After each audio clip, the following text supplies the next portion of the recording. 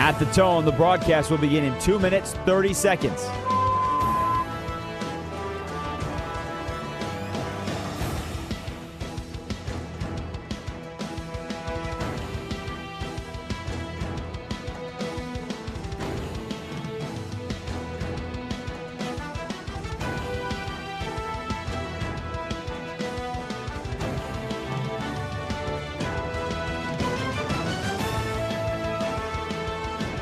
At the tone, the broadcast will begin in 2 minutes.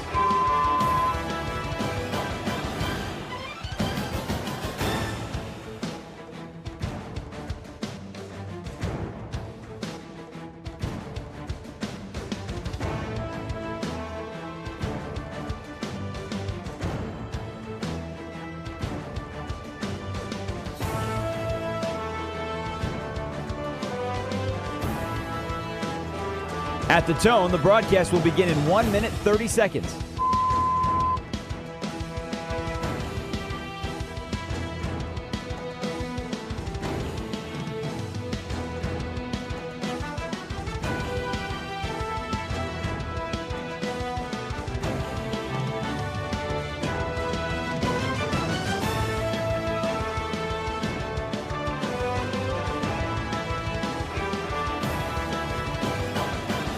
At the tone, the broadcast will begin in 1 minute.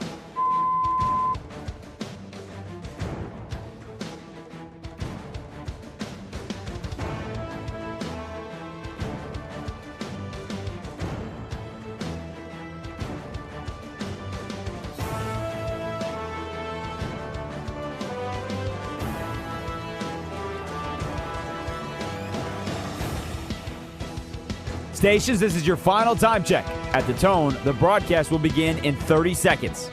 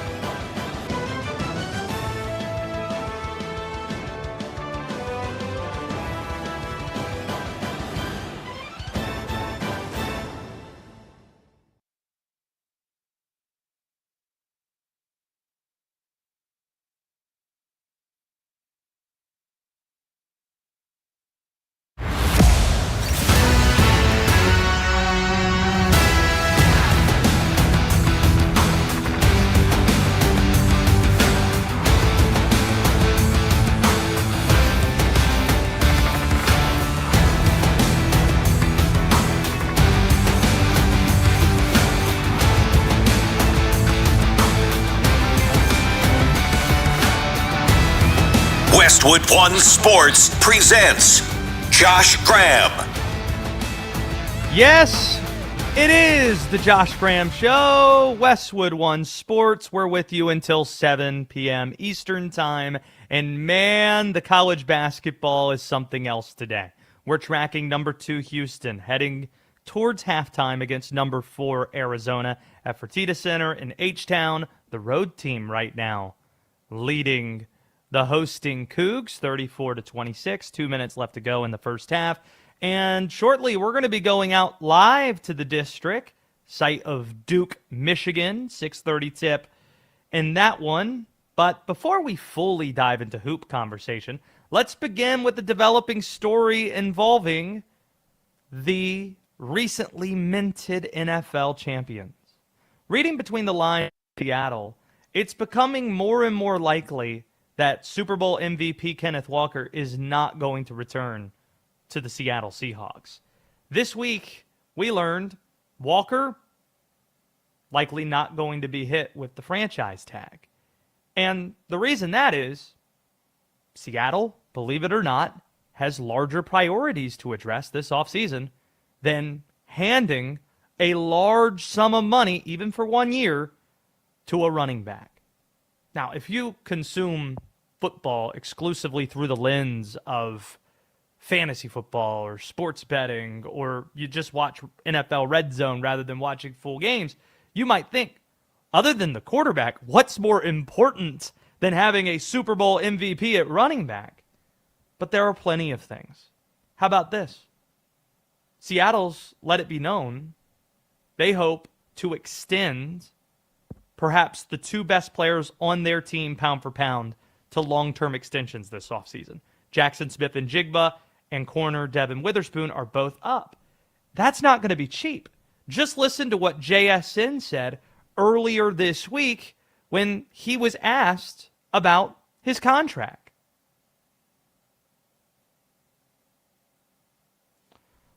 We'll get to that in just a bit. But these are your two best players. It's a salary cap sport. You have to make roster management decisions based on positional value. This isn't baseball where you could just buy everyone, such as the Dodgers do, or overpay even for 1 year with the tag. You have to make decisions. And when you look at the laundry list of impending free agents that are there, you have to replace so much in your secondary. Pretty much your entire secondary, not named Witherspoon and Emmanuel, the rookie out of South Carolina. Job's up. Bryant's up. You got Drake Thomas in the linebacking core up. Josh Jones at tackle. It's hard to find tackle depth on your roster. Jake Bobo, Rashid Shaheed. How big was he for special teams? You added him from the trade deadline from the New Orleans Saints. How big was that? Well, they're all up, and you have to make decisions. So, what do you want to do? Do you want to give Kenneth Walker this massive bag and risk upsetting two of your best players by not giving them the money they want in their extensions, or let a ton of other players walk who play premium positions as well? You could either do that, or you can lean on Zach Charbonnet and lean on your status as Super Bowl champions entering free agency to replace Walker's production. But before we get into what they are looking for, perhaps, to replace Walker, here's that JSN clip where he was asked about his contract this week.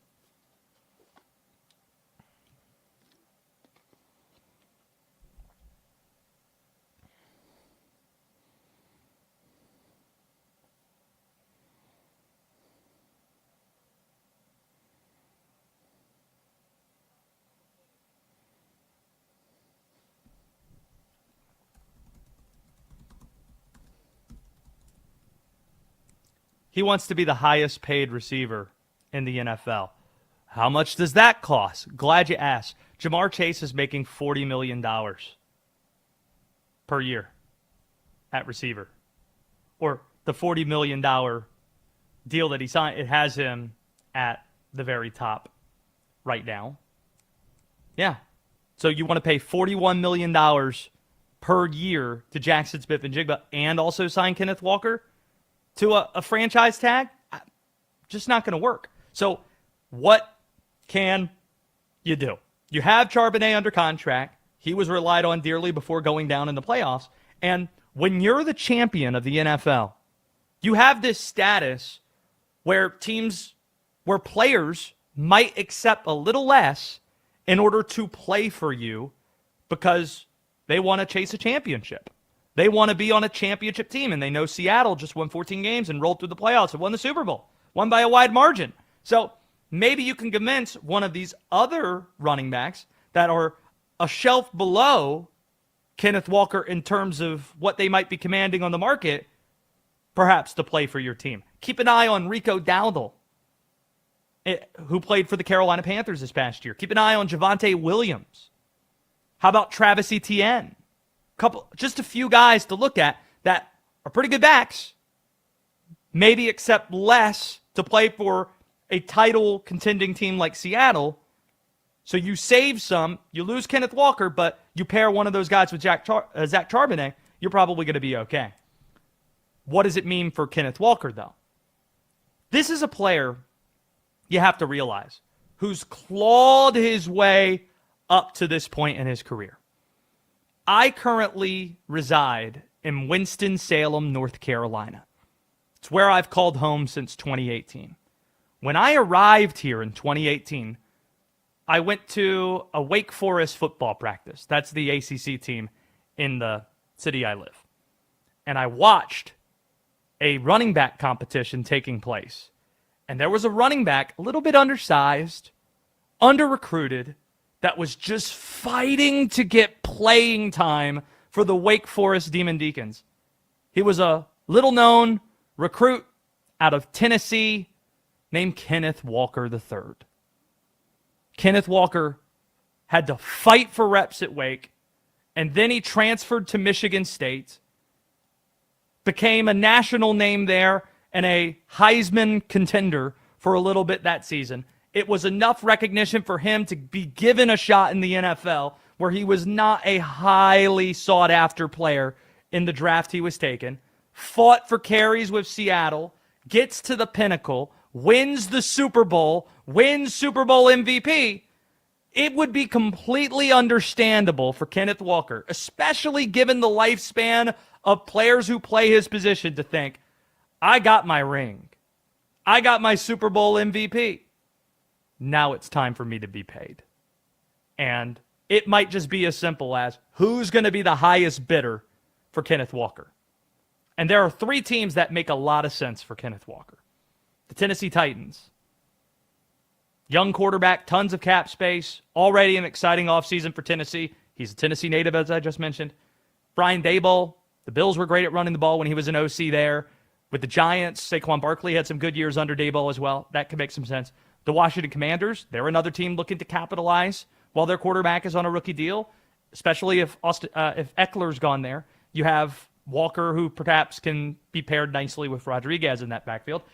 The team that you circle a few times, you're going to hate this when we say it, but they're out there, and you know that it makes sense once you start going down the line. The New York Jets. If Breece Hall isn't tagged and he leaves New York, the Jets might do the most Jets thing ever and say, the Super Bowl MVP running back skill guy, he's available, and they way overpay, and Kenneth Walker decides to go there thinking exactly what we just outlined. Got my Super Bowl MVP. Even if the Jets never win anything, and this is where careers go to die, well, we're getting our payday with the New York Jets. So keep an eye on them as well. Will Dalton is the producer of this program. We've got Josh Jacobs. Yes, that Josh Jacobs taking your calls at 310-840-4910. The question we're asking, where will Kenneth Walker be playing next season? 310-840-4910. Will Dalton, what college basketball are you consuming right now?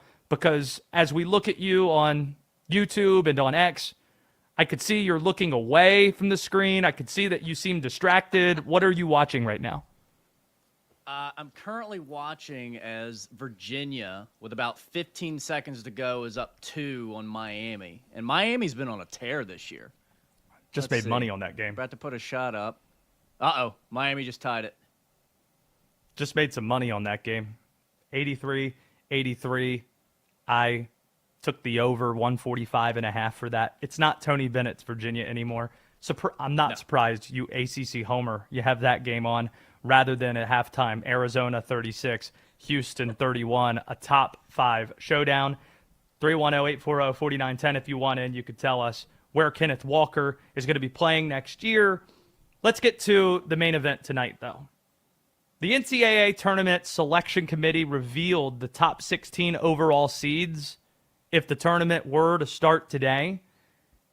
They have Michigan number 1. They have Duke number 2. So yes, the committee is viewing this officially as the top 2 teams in college basketball meeting in our nation's capital at 6:30 this evening. Also, these are the top 2 defensive teams according to KenPom. And with that in mind, it'll be Duke's defense that is the difference in this potential national title preview. For all the talent that Michigan has in the front court, they've got a ton of it. It's point guard Elliot Cadeau that is going to be the X factor in this game. It is crazy when you think about the front court talent in this game. Maybe the 4 most talented players on the court tonight are forwards before you get to Isaiah Evans, who might be the most talented guard that we see. Let's focus on Elliot Cadeau. You should expect that John Shire's going to put Elliot Cadeau through hell tonight, just like he did last season. With North Carolina, Cadeau, who transferred from Chapel Hill to Ann Arbor this past offseason. Cadeau had not one, not two, not three, not four, but 5 first-half turnovers in a game at Cameron Indoor Stadium last season. North Carolina was trailing it in the first half by 25 points at one point. Elliot Cadeau was so bad. You know how they talk about the Carolina family? You had former Tar Heel guards going on a podcast saying the point guard sucks, the point guard's a problem. That's how bad Elliot Cadeau was in that game. The Tar Heels went 0-3 against the Blue Devils last year with Elliot Cadeau at point guard. And this is the part that might be a little bit more relevant to now. You might be saying, Josh, why are you bringing up old stuff? Duke is easily the best defense that Elliot Cadeau has faced this year. The next best defense he faced, the Nebraska Cornhuskers a few weeks ago. That's the only other time he's faced the top 5 defense. Now, how did the game go? Glad you asked. Elliot Cadeau, this is his 3rd season starting games in college basketball. He's played a lot. He's an experienced guard. Elliot Cadeau had a career worst 8 turnovers against Nebraska that day. The Wolverines won. They survived by 2 points at home. The Huskers were missing 2 starters in the game. Career worst 8 turnovers. Cadeau has had at least 4 giveaways in 2 of the last 3 games. So expect Duke Jr. Caleb Foster to be a regular pest in this game. Stylistically, Michigan might have more issues than Duke does. Other than Gonzaga, the Wolverines, they have not faced elite non-conference competition. Here are the top non-conference teams, other than Gonzaga, that Michigan's faced. Wake Forest, Auburn, TCU. None of those teams are going to be in the NCAA tournament. It's not really their fault. Wake Forest had been pretty good in recent years. Auburn just went to the Final Four. Just that Pearl's not as good as the other Pearl at leading things, it turns out. So that's a team that is accustomed to playing a grinded-out Big Ten style, and they haven't played much elite competition outside of it. So when the Blue Devils try to play tempo with Isaiah Evans and keep an eye on Cam Boozer's passing ability, Pat Gamba's athleticism, that might be an issue. And Duke, conversely, has seen a variation of styles, a large variation of styles with a strong non-conference resume. They have beaten Florida. They have beaten Arkansas. They won at Michigan State. They played Texas Tech. Even though they lost the game, they led by 17 at one point at MSG, so they were having success in that game as well. In the end, a Duke win would track with the central storyline of this season. If you're one of those that don't watch college basketball until football's over and this is the time where you're just starting to pay attention ahead of March Madness, welcome. College basketball's had a great year, but this is different than what it was a year ago.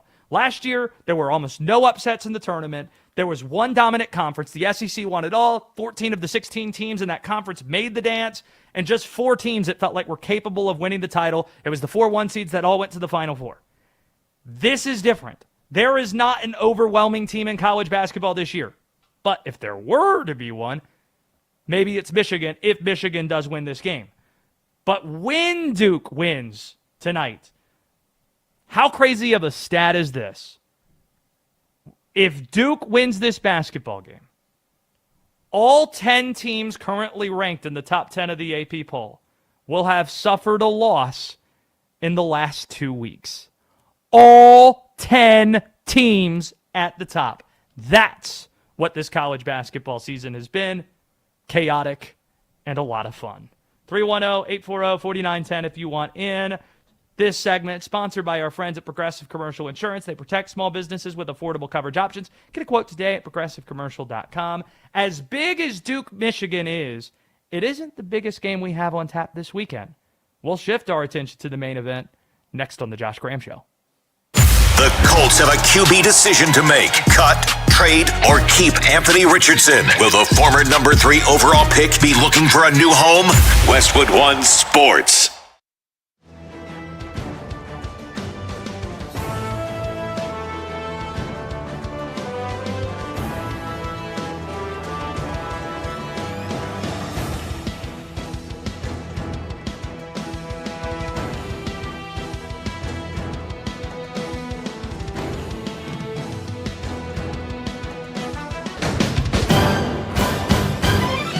At the tone, the broadcast will begin in 4 minutes, 30 seconds.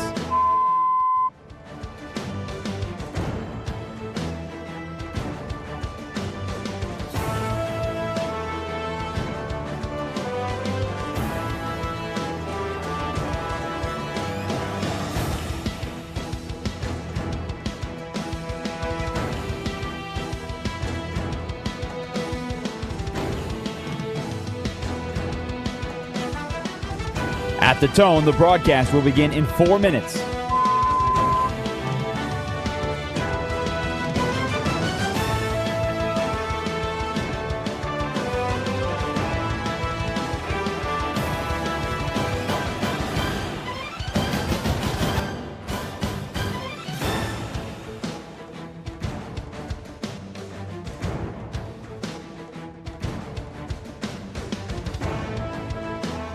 At the tone, the broadcast will begin in 3 minutes and 30 seconds.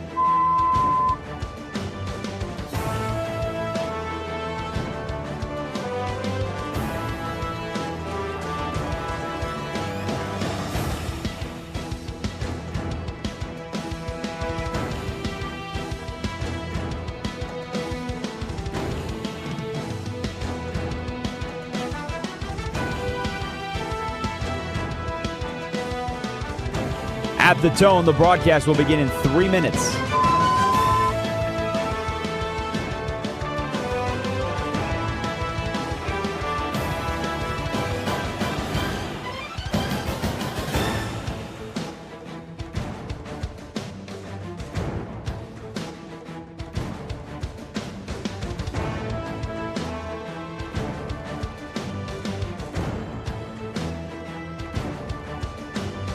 At the tone, the broadcast will begin in 2 minutes, 30 seconds.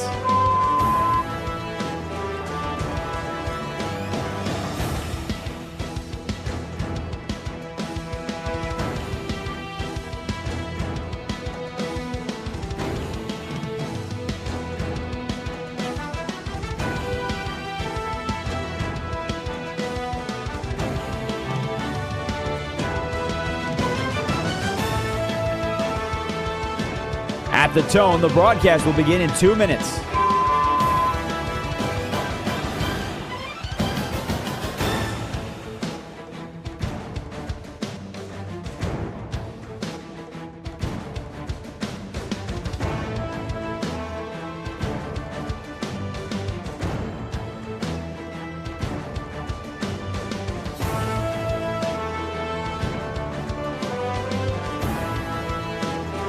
At the tone, the broadcast will begin in 1 minute, 30 seconds.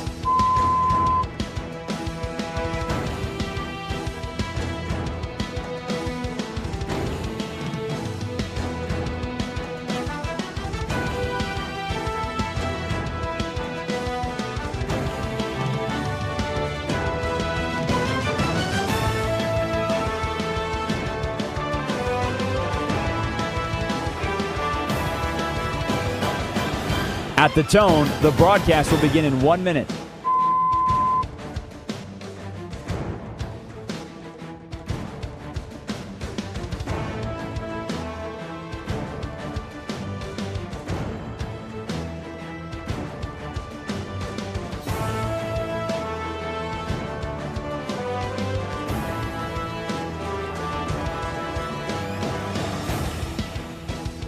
Stations, this is your final time check. At the tone, the broadcast will begin in 30 seconds.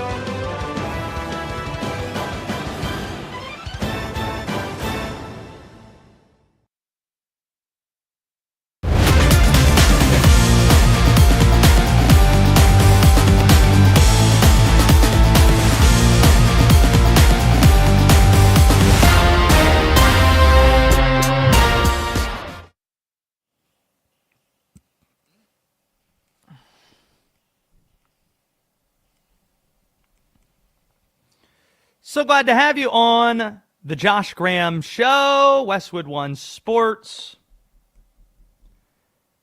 The main event this weekend, the United States meeting Canada for the gold medal in men's hockey to cap the Milan Winter Olympics. You can't write a better script than what we have with the Americans facing the Canadians on this stage. This is easily the signature event of the Milan Winter Olympics, which is why it's scheduled for 8:10 a.m. Eastern Time tomorrow. You might be thinking, well, why is that? The semifinal the United States played, it seemed it was in prime time in Milan. If this is a prime time event, why is it 8:10 in the morning rather than at 3 o'clock Eastern Time, or even slightly earlier than that when the Canadian game was right before it?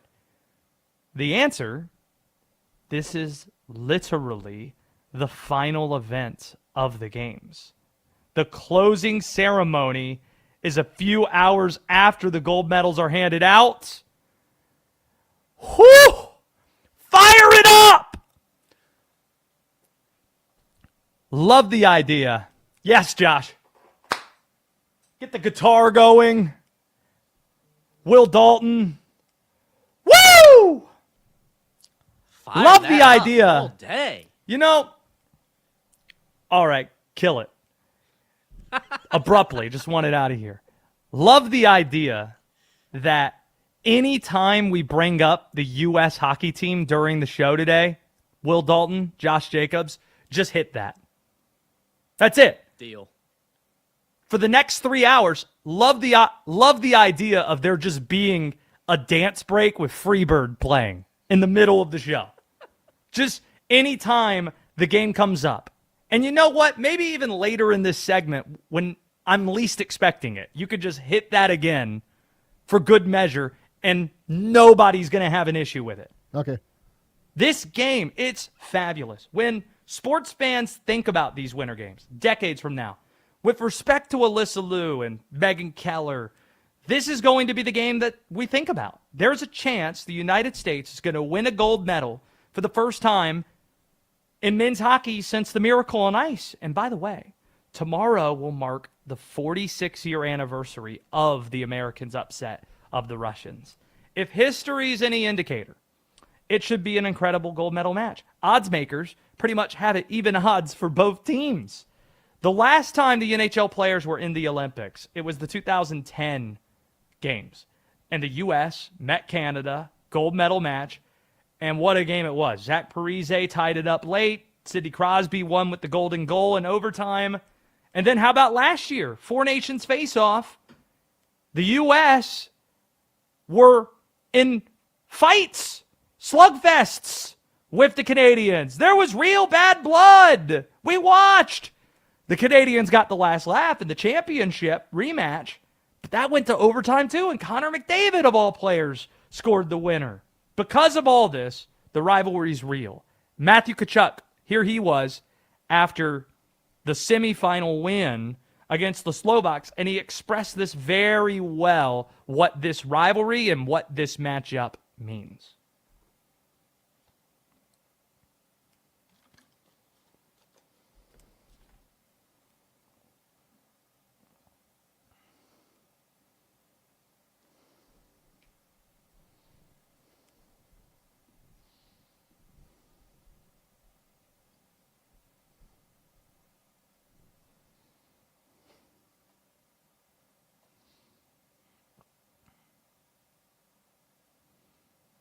Oh, man. That quote right there gets me fired up, just as fired up as hearing Skinner on a Saturday afternoon. The Americans, they have the edge. This isn't even a homer pick. We're looking at, don't even have, if you're watching on YouTube or watching on X, don't even have the red, white, and blue tinted glasses on right now. The Canadians, after a red-hot start to this tournament, first three games, outscoring competition 20-3. Since then, the Canadians, they've been flirting with trouble. 3 straight one-score games, including the last 2 going to overtime, while the United States has won its last 4 games, the games this week, by a combined margin of 18-4. Also, Tage Thompson, according to Coach Sullivan, expected to play, despite the fact he missed the third period. He had the first goal against the Slovaks and then missed the game. But we still don't know about Sidney Crosby. Sidney Crosby missed the semifinal for Canada. It's a little bit murkier whether or not he's going to be able to go. And we know how important goaltending can be in hockey postseason. The U.S. has the goaltending edge with Hellebuck over Bennington. So we like the United States of America to beat Canada in this gold medal match. You know what? Here's our caller question of the day. Changing it up from Kenneth Walker. What's your favorite thing about America that Canada doesn't have? 310-840-4910. What's your favorite thing about America that Canada doesn't have? 310-840-4910. They don't have Freebird. We got Freebird. You know, here's probably a good answer, Will Dalton. You know what we have in America that Canada doesn't? College basketball. This is true. This is really true. They don't have a Duke-Michigan game going on today. No, they don't have that. They don't throwing that have out there. Arizona-Houston. Arizona up by 4. This is getting really interesting in the second half at Fertitta Center in H-Town. You know, there's a game we actually need to talk about that happened in college hoops today. There was some good news and there was some bad news for Kansas basketball today. The good news, Darren Peterson played. Yay! You know, the guy that you paid to play for you $3 million and yet is taking himself out of games. That guy, Darren Peterson, played pretty much the whole game. 32 minutes he was out there. That's the third most minutes that he's played the entire season for the Kansas Jayhawks. That's good. And, you know, he played decently well. He had 17 points. He hit a 3. Oh, he didn't shoot it that well from 3, but 17 points. You can't really blame him for what ended up happening. That leads us to the bad news for the Kansas Jayhawks. Kansas lost by double digits to unranked Cincinnati.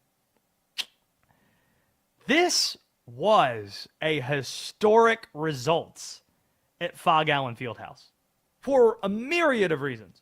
On the Cincinnati end of the ledger, this is the first road win the Bearcats have had against a top 10 ranked team in 36 years. 1990, the last time Cincinnati had a top 10 win on the road, which they got today. On the Kansas end, Bill Self is a Hall of Fame coach. Bill Self has been at Kansas. This is year 23? 23, 24? Something like that. He took over for Roy Williams. He's won 2 national championships. That man never loses at home. That man always wins the Big 12, it seems. This is the largest margin that Bill Self has ever lost at Fog Allen Fieldhouse. He lost at home by 16. It's just the second time that he's lost by double digits to an unranked team. So that's history in Lawrence. But you know, good for Wes Miller. Guys had a rough go with the Bearcats. Big fan of Wes Miller. Pride of North Carolina. Played on a national championship team, oddly enough, for Roy Williams. And Wes is now in year 5 or 6. Year 5 with the Bearcats. Has had a bit of a rough go. This is a huge win for Cincinnati. And who knows? This result could very well have ripple effects in the sport. We mentioned that the NCAA selection committee has put out the top 16 overall seeds. Kansas was ranked 10th. They're on the 3 line. That's the type of loss that bumps you off that line completely. You go down to a 4 right away. Full seed line bumping. And then with Cincinnati, you're now 500 in the Big 12. Few games over 500 altogether. If you finish above 500 in that conference, if you do that going down the stretch, Cincinnati in the mix to potentially make the NCAA tournament, perhaps make some noise getting hot. Because here's what they have remaining. You're at Lubbock. You're in Lubbock to face Texas Tech, but Texas Tech just lost JT Toppin in the last week, their best player. Then you're home against Oklahoma State. That's a win. You're at home against BYU. BYU just lost Richie Saunders for the year. So, sure, it's A.J. DeBonsa. It's not a gimme. BYU's ranked, but that's their second best player who's no longer in the mix there. And they're visiting, what do they call that building? Fifth Third Arena? I think that's right. In Cincinnati? I once been to Fifth Third Arena. WD, correct me if I got the name of the arena wrong. But I went there, and they have a terrifying statue of a Bearcat. If you've never seen what a Bearcat looks like, it's terrifying. And yes, it is Fifth Third Arena. And there are just so many different levels to the building that I legitimately got lost. I almost missed the second half of a game I was at because I felt like I was trapped in a cavernous building trying to get back to watching basketball at Fifth Third Arena. So who knows? Maybe A.J. DeBonsa visits Cincinnati and gets lost. And he's not out there for the second half. It's a possibility. And then you're at TCU to close things out. There is a good chance that if you beat Texas Tech on the road, you beat them on the road just like you won at Kansas with Darren Peterson, that you could finish the season 4-0. And if that happens, you're in the tournament. Slam dunk. You're in the tournament. This changes the picture for Cincinnati basketball. And good for Wes Miller. Good guy who deserves it. A big time win. A shocking result reverberating across college basketball. Just because we mentioned it earlier, Miami facing Virginia and that getting close, Virginia holds on at the end of regulation. What a day in Charlottesville for probably the first-year coach that's having the best season among first-year coaches. Fitting we mentioned that as he goes up against Jay Lucas. Miami looks like an NCAA tournament team after they didn't even make the ACC tournament this past season. Virginia 86, Miami 83. Ryan Odom's team is ranked 14th in the country. They're now 24-3 on the season, 12-2 in the ACC. They also honored Tony Bennett today by putting his name on the court, honoring him, dedicating the court to Tony Bennett. So what a day at JPJ, what a day at Virginia. But all in all, what a day we have in college basketball. It's about that time. The NFL / college football, really the football world is converging on Indianapolis. And it's a reminder of something. The reason that is a reminder of the standing of the NFL and American culture. That's next on The Josh Graham Show. Franchise tag window is open with free agency starting within weeks. If it happens between now and kickoff, we'll tell you what you need to know on Westwood One Sports.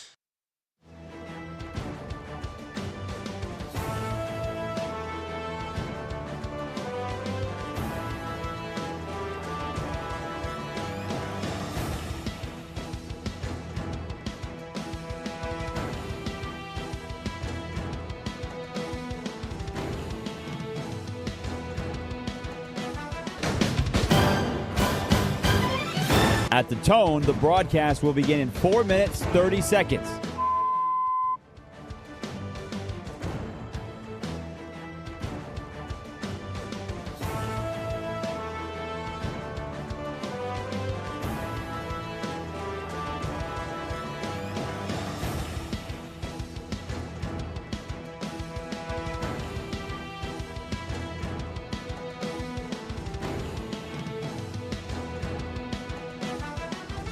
At the tone, the broadcast will begin in 4 minutes.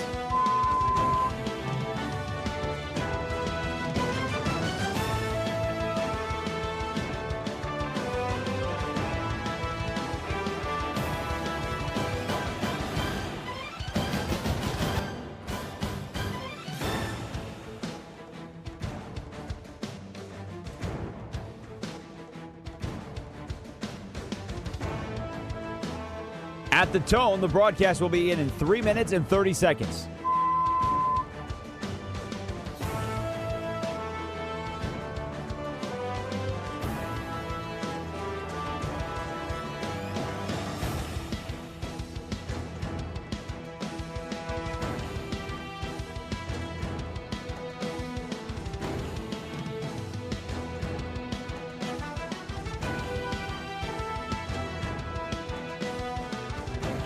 At the tone, the broadcast will begin in 3 minutes.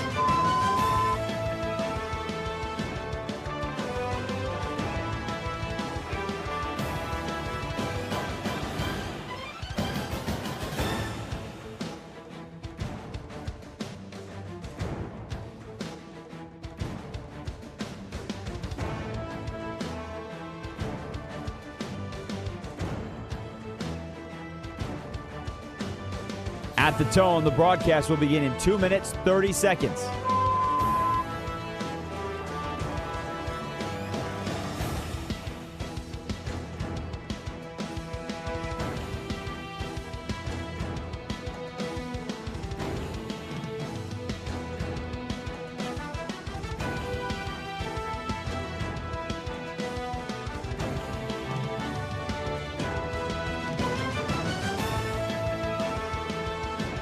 At the tone, the broadcast will begin in 2 minutes.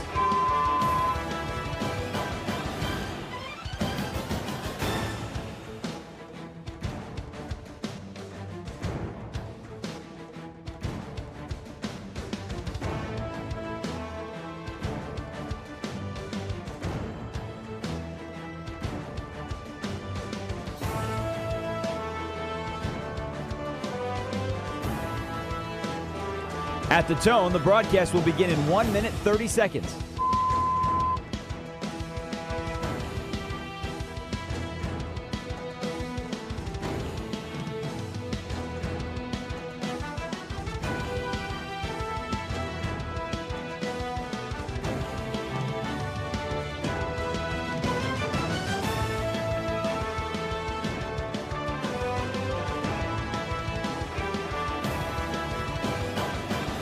At the tone, the broadcast will begin in 1 minute.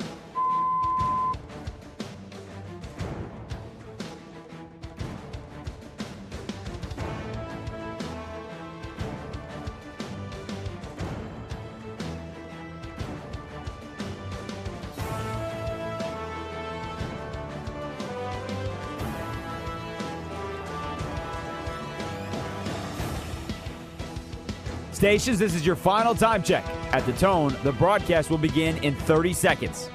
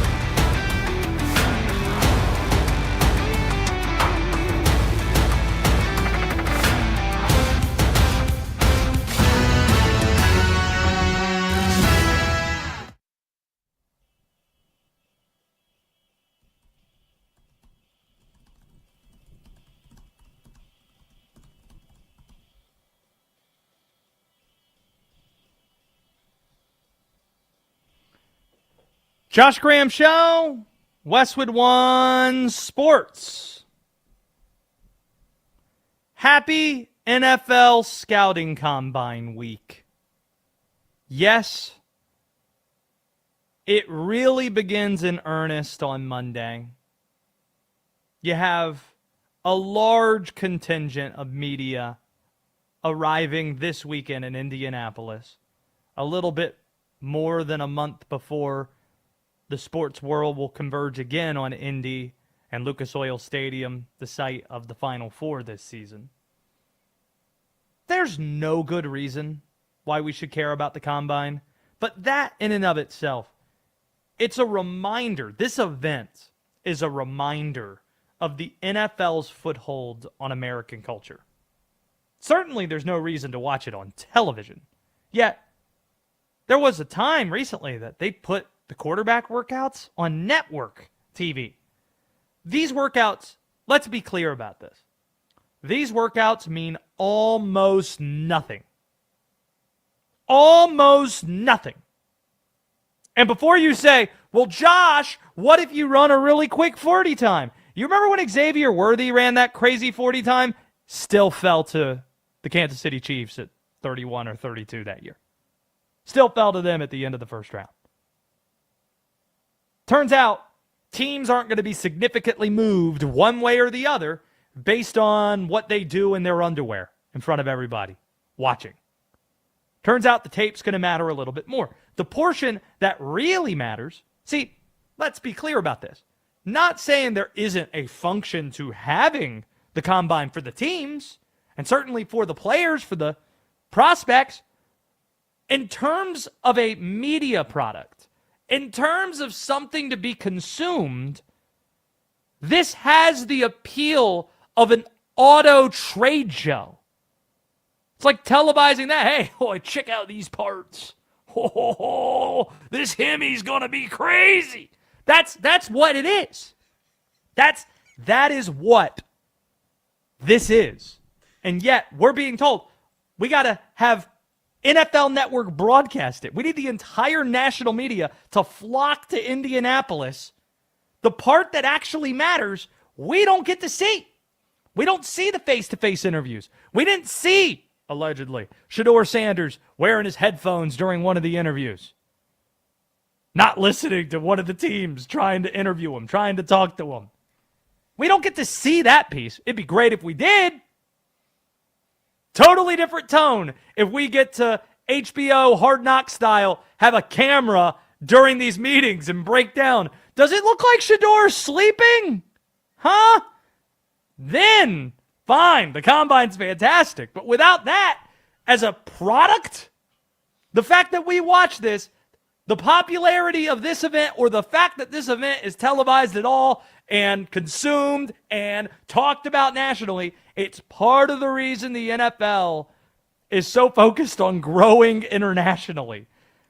If we're willing to consume this crap in mass, in addition to making the draft a spectator event so big you got cities bidding to host it. It's going to be in Pittsburgh this year. So the schedule release will put in prime time, even though we know who the opponents are. 93 of the top 100 TV shows in this country in terms of ratings were football games. They can take us for granted, the American public. We've proven that to them.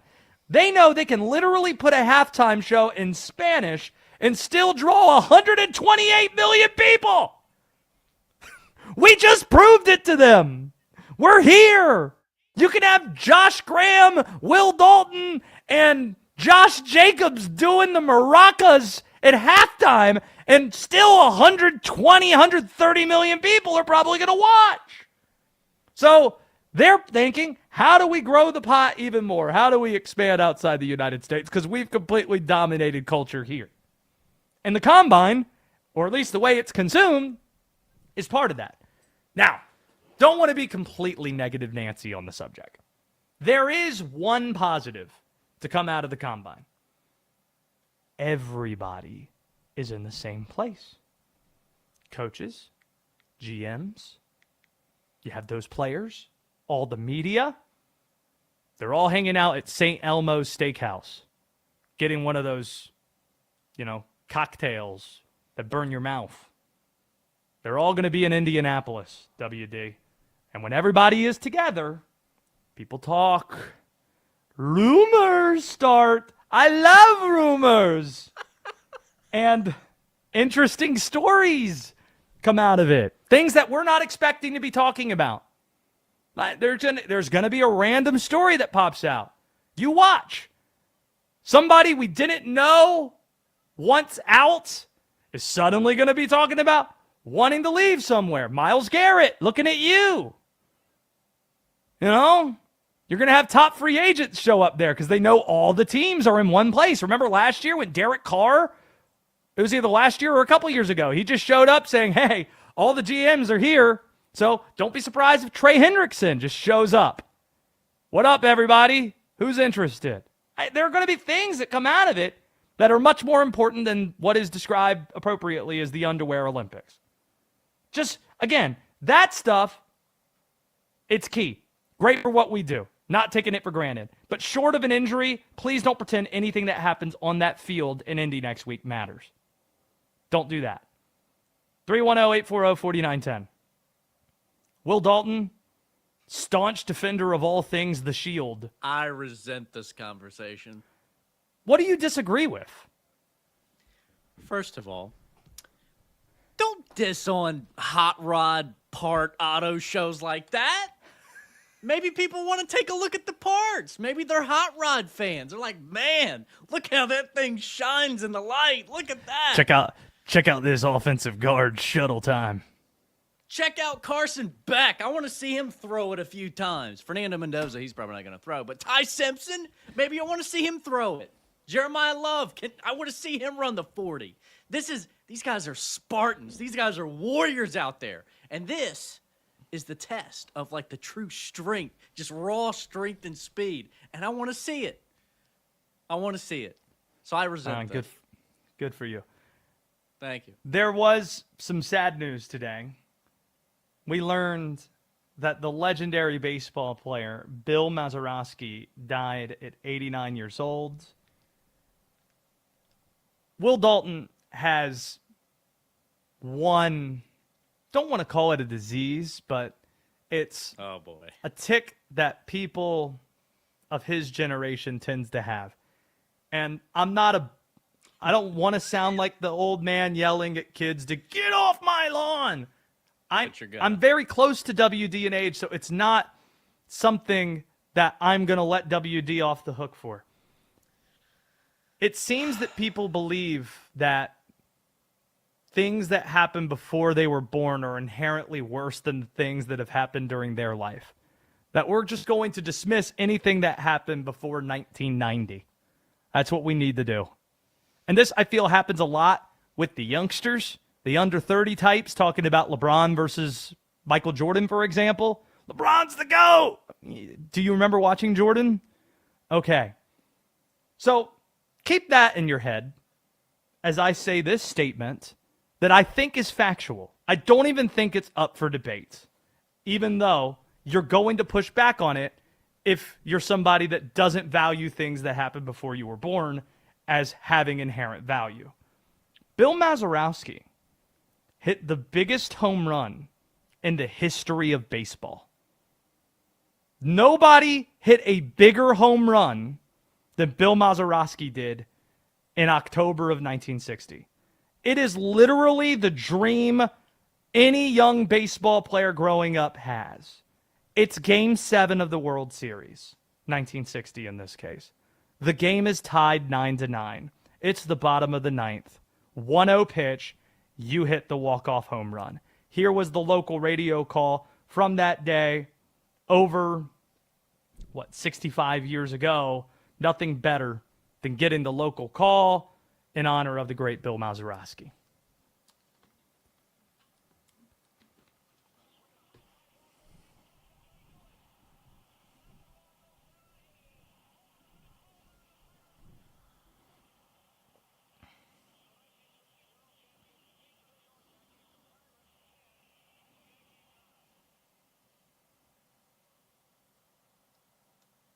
Another thing there's nothing better than is just listening to the Yankees lose. Doesn't matter if it's 1960 or 2026 spring training, Grapefruit League action 2 days ago, the Orioles and Pete Alonso. Oh, get out of here with that. Here they go. Move it along. Shot. I don't want to hear about it. Bill Mazeroski. Now, this is the part where Will Dalton interjects and says, well, Aaron Boone's home run in 2001 is bigger than Bill Mazeroski. Walk-off home run, Game 7 of the World Series, bottom of the ninth. Bill Mazeroski. It's the greatest. And you know, this is the history lesson portion. You might know Bill Mazeroski by name because of that home run. But he's more than that. Even though his career batting average wasn't all that great, he won 8 Gold Gloves at second base. He was inducted into Cooperstown in 2001. It's so hard to be a Pittsburgh Pirate fan. I'm not one, but I know some. The Pirates, they're losing their legends, like Dave Parker, right before he was set to be inducted in Cooperstown last year, and now Mazeroski. And these players, they are legends, and they are reminders of what that team once was and how far they are now from being that. The last time they were in the World Series at all, the We Are Family Pirates of 1979. However, this is the part that might encourage Pittsburgh Pirate fans just a little bit. That 1960 World Series ended a 33-year World Series drought for Pittsburgh. Far fewer teams. So a 33-year World Series drought at that time, certainly equivalent to 47 years that we're looking at, 46 years we're looking at that the Pirates have been enduring at this moment. So maybe some optimism. As we are reminded about that 1960 World Series with Bill Mazeroski unfortunately passing, maybe there is a chance for an uptick and a revival of some sorts. The Pirates have been known not to spend, but guess who actually upped their spending by 20% this offseason? Yes, we're noticing, Pittsburgh Pirates. We're noticing. Looking at your team, I'm scared to say this out loud, Will. I actually don't hate the Pittsburgh Pirates roster. Paul Skeens and Mitch Keller on the mound. You have Brandon Lau, who you brought in from the Tampa Bay Rays. Former Oriole Ryan O'Hearn's on this team. They just landed Marcell Ozuna in the past week. O'Neal Cruz, if he could stay healthy, that guy hits bombs. Just saying. There's some things to like about the Pirates as we're reflecting on the life of the great Bill Mazeroski that we lost at 89 years old today. The NCAA tournament released its top 16 overall seeds. There was some good to come out of that announcement. There was some bad. And yes, there was some ugly as well. We'll explore it all next on The Josh Graham Show. This is Westwood One Sports.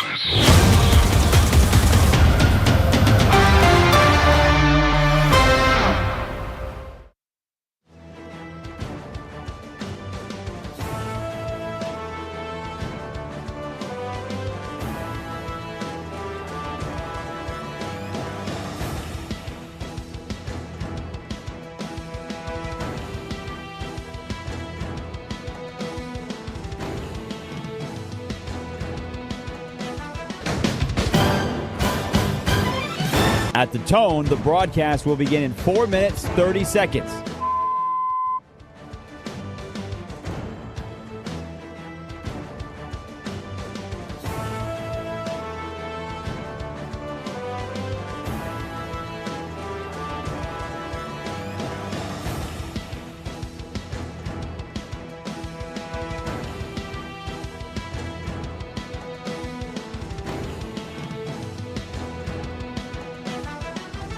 At the tone, the broadcast will begin in 4 minutes.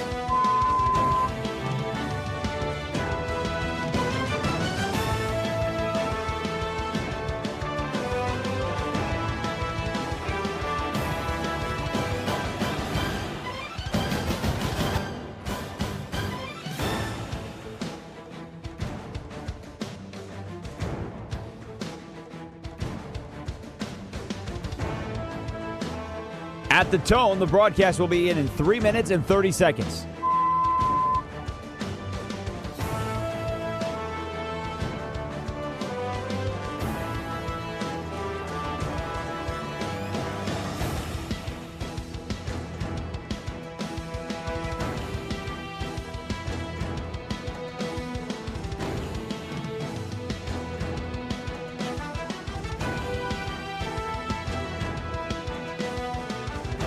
At the tone, the broadcast will begin in 3 minutes.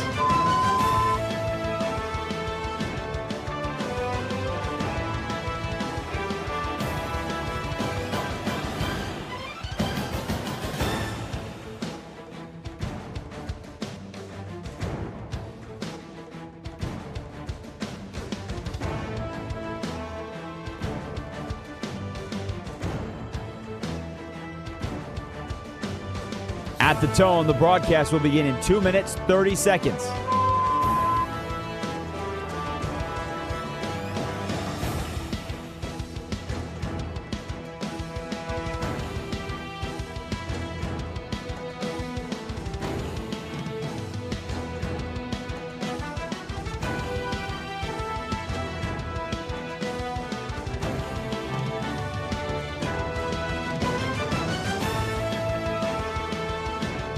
At the tone, the broadcast will begin in 2 minutes.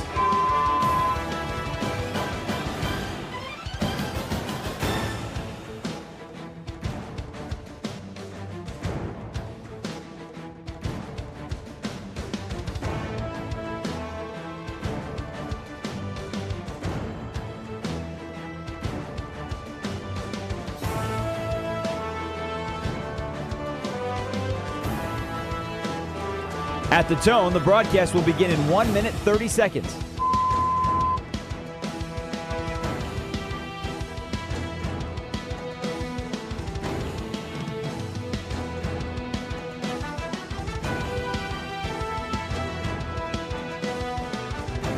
Sounds good.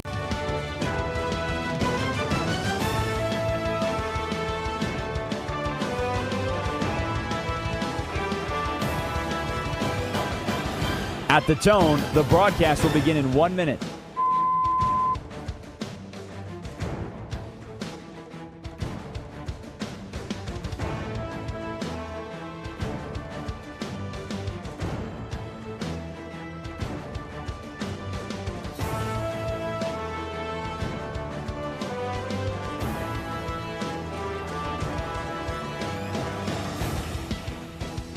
Stations, this is your final time check. At the tone, the broadcast will begin in 30 seconds.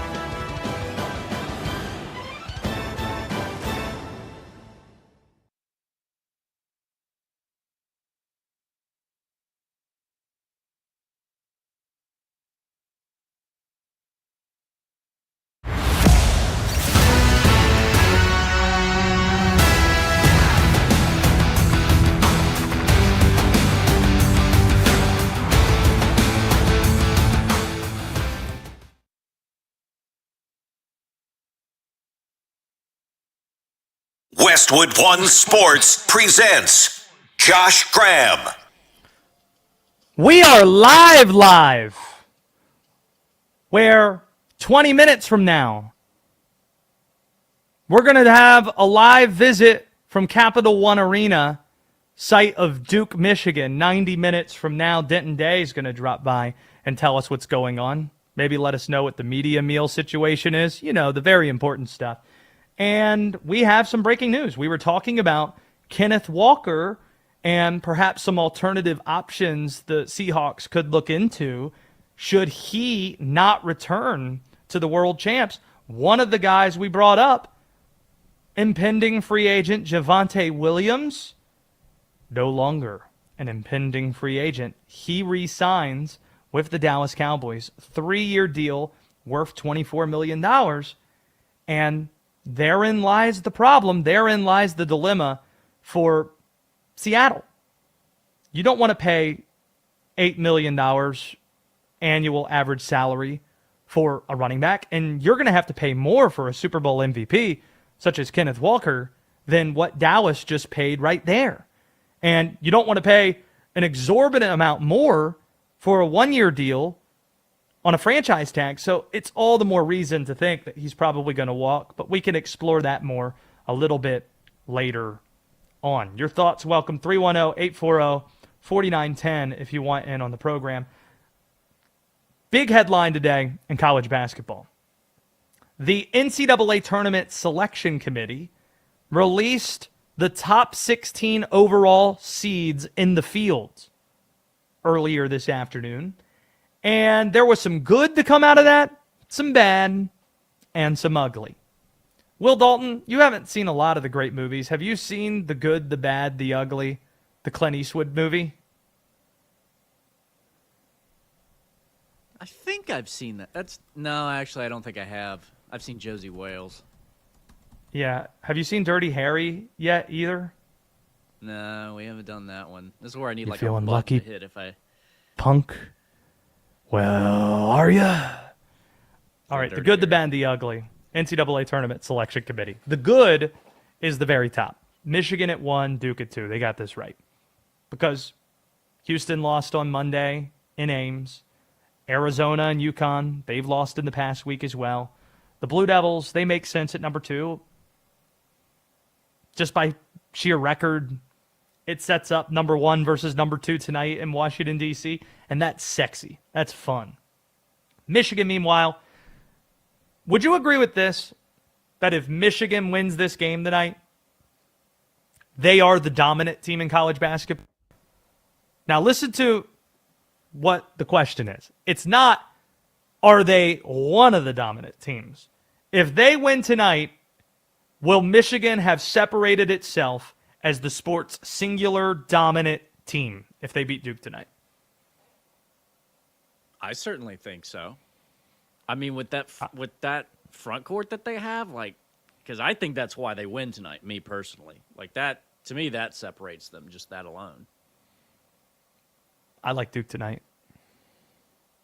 I know. I don't see. I think it's gonna be a great game, but I think the size is gonna pose some problems to Boozer. I really do. Well, size isn't 7'3"? necessarily what you're. I understand that Michigan's got alien. some big dudes, Mara and Yaxel Rose, as I like to call them. The Wolverines are 24-1. They've won 11 straight games. They've won those 11 games by an average margin of 16 points per win. They haven't played a single-digit margin game this month. So, with you, that if they win tonight, then sure, they're the singular head over shoulders dominant team in college basketball. But that's a big if they win. But going back to what the committee was tasked with doing today, they got that right. Michigan at 1, Duke at 2. The bad is Iowa State being at 4, getting the 4th 1 seed. Yes, they're red hot. While we're in the spirit of asking you what movies have you seen, have you seen the movie Zoolander starring Ben Stiller and Owen Wilson? What is this? A Center for Ants? No, I don't think we've done that one. I think. Well, Will Ferrell has a role in this where he's playing a character named Mugatu, and he's describing the male model played by Owen Wilson, Hansel, and he's saying, he's so hot right now, Hansel, so hot right now. That's Iowa State, so hot right now, in talking about what they've done of late. Last Saturday, they beat Kansas. On Monday, they beat Houston, coming from behind. Both games were at Hilton, though. Hilton Magic, and, in Ames, it was on fire. But the Clonies, here's the thing. They are a fabulous story. But their resume is even at best with Houston and UConn. Their talent level, though, is not on par, which is where the eye test should factor in when it's close, when it seems next to even. So having them at 4, that's a choice, and that's bad. The ugly is that Houston is currently ranked 6th. This is a team the AP had number 2 in the country, and personally, I think might be the best team in college basketball, the Houston Cougars. They're ranked 6th. As much as I love Dan Hurley and UConn, and the way their roster is constructed, it's as if you're trying to build a title-contending team in a lab. Oh, we've got 2 really good guards. You have a championship-level forward who has been around for a while in Caravan. You have perhaps the best coach in college basketball in Dan Hurley. The Huskies simply haven't been tested enough in the Big East this year, or at least not the way that Houston's been tested in the Big 12. So this goes back again. If the resumes look close to equal, and it does, you should side with the team that was the national runner-up and has a lot of dudes back from that team last year, that has the top 5 lottery pick guard, which Houston does not. And you should side with the team that's in the much better conference, setting up better competition to play against. So, Houston being at 6, that's the ugly. Thus capping the good, the bad, the ugly. What was the question of the day that we're asking? Oh, yeah. What does the United States have? What makes the United States great that Canada doesn't have? It's an anti-Canada show tonight. 310-840-4910 if you want in. This segment sponsored by Progressive Commercial Insurance, protecting your business vehicles 24/7. See if you can save at progressivecommercial.com. Will Dalton, have you thought of anything? Yeah. We have Chick-fil-A. They don't. Is that true? I don't think there's a Chick-fil-A in Canada. Can you Google this? Did you do any research? Or are you just espousing nonsense? No, are you pooping? Are you pooping out your mouth right now? Do you know that if you went to Toronto, you can't get? Oh my God! ChatGPT said what? A paragraph? It's 6 paragraphs. It said, well, it was talking about how many more options that we have when it comes to fast food than what Canada does. Like we have Cookout. Shout out to the state of North Carolina. Let's go to Josh Jacobs. Josh Jacobs has thoughts. Yeah, I just I binged it. No, I didn't Google it. Chick-fil-A is expanding in Canada with plans for 40 restaurants by 2025. Specifically, 40 restaurants will open by the end of 2024, according to this article in Ontario. So and what Alberta. you just got debunked. You just fake news Dalton over here putting stuff out here. But you know what? I know you decided to put that out over national air though. That you did that. Carlos Ortiz, shout out to Carlos with the K. Hooray USA! Fire up the Freebird! Ah! We have more Chick-fil-A's than you do. Woo! We get facts wrong on the air. You don't do that. We do that. Woo! I'm going to see Guitar solo. I'm going to see if what? Canada has Whataburger or Culver's. Yeah. We got Raising All right. Cane's. They definitely don't have Raising Cane's. Here's the take. You know what? We'll go full obnoxious. Fine. After tomorrow, America's officially going to be better than Canada in every single way. Hockey's the one sport they say they are better than us in. But not after Sunday. After tomorrow, you know what? They're going to be like Notre Dame football fans, Canadian hockey fans. They're going to be like, well, we have more people that care about Notre Dame than anybody else. Yeah, but do you ever win anything? No? Then shut up. You're not special. Our NHL teams actually win the Stanley Cup. Yours don't. Even our Southern teams, the Carolina Hurricanes, the Florida Panthers, the Tampa Bay Lightning, they win Stanley Cups. Yours do not.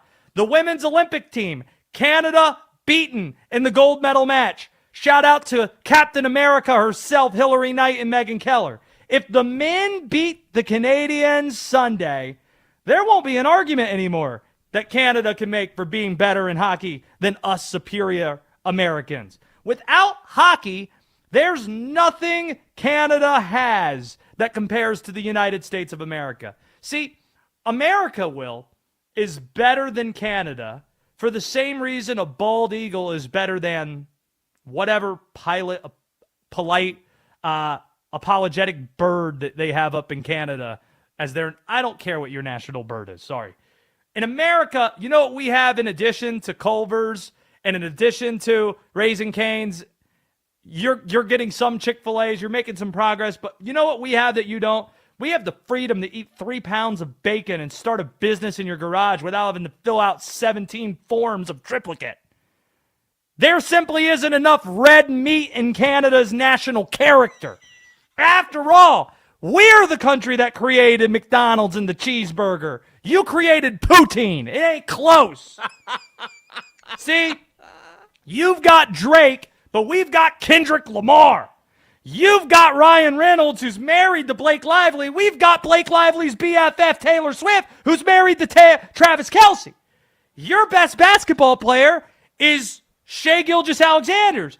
Ours currently is, well, that's actually pretty good. We could move it along. On Sunday, America becomes hockey country USA. And Freebird probably gets banned from being played in Canada because they like to ban weird stuff over there. Yeah! 8:10 a.m. Sunday morning, can't get here quick enough. I want every church across America to have their band playing this song with this guitar solo. Ah! I might even tailgate at my house. 7 a.m. Start With cooking bacon. some burgers. You know what I'm not going to be cooking? Poutine. Going to turn this game on. I'm going to turn on the youngest in charge, Linnell Willingham. Woo! America. There you go. My throat hurts. It's a lot of yelling. An aggressive amount of yelling. By the way, this is an encouragement for you. Make sure you're subscribed to our podcast and to our YouTube channel. That's growing in numbers. You can find additional clips from our shows during the week and on the weekend by just searching Westwood One Sports Nights, where you can watch the show right now. Check out my sweet East Carolina School of Communication crew neck and all the other sweet stuff that are in the backdrop here. You can find that Westwood One Sports Night. Subscribe to the YouTube channel. The podcast feeds also Westwood One Sports Night as well.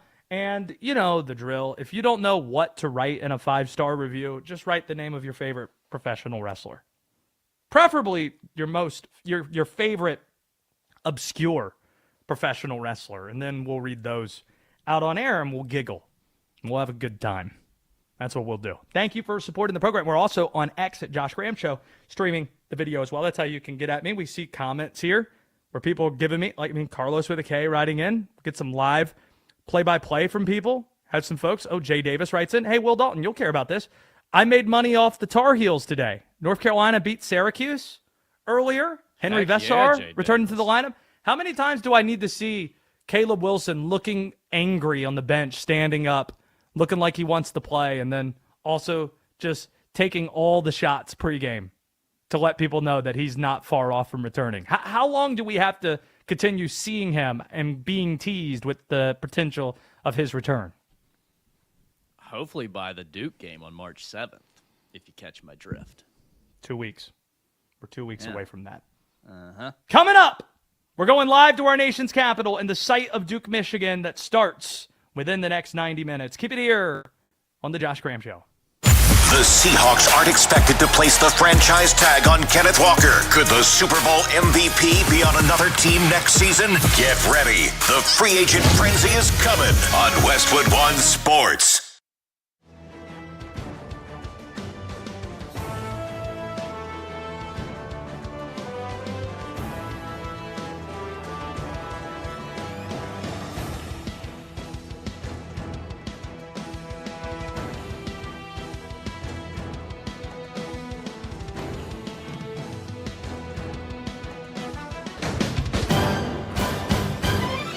At the tone, the broadcast will begin in 4 minutes, 30 seconds.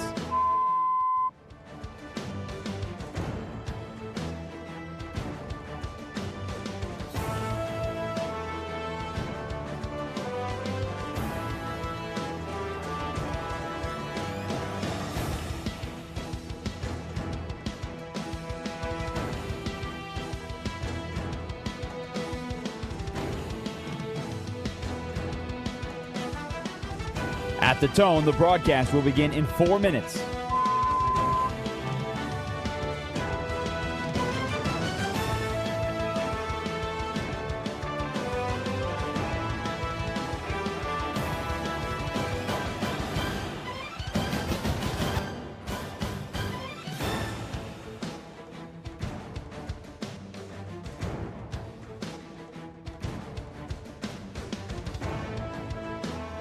At the tone, the broadcast will be in 3 minutes and 30 seconds.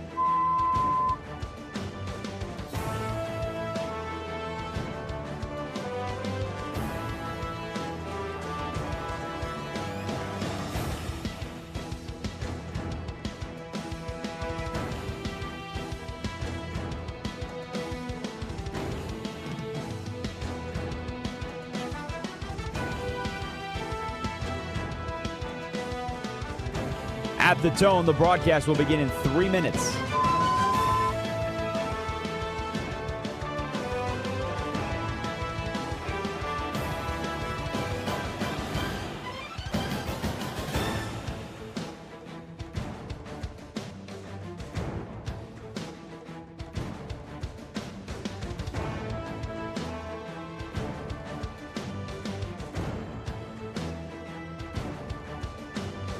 At the tone, the broadcast will begin in 2 minutes, 30 seconds.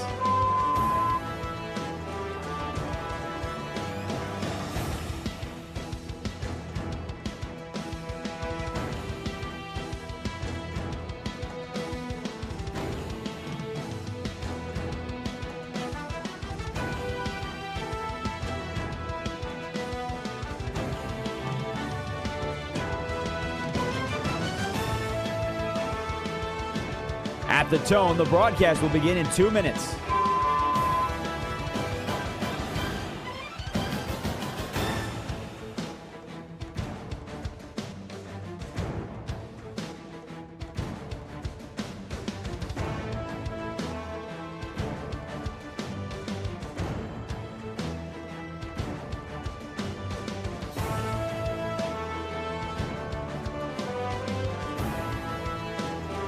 At the tone, the broadcast will begin in 1 minute, 30 seconds.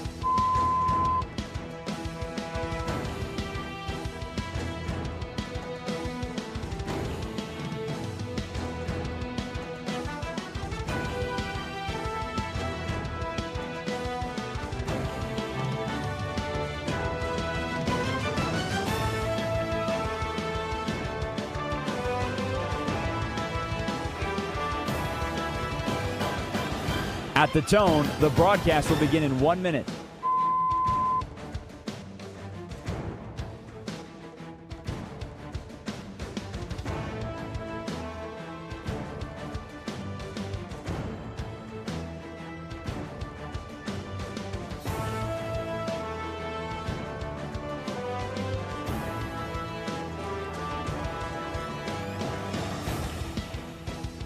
Stations, this is your final time check. At the tone, the broadcast will begin in 30 seconds.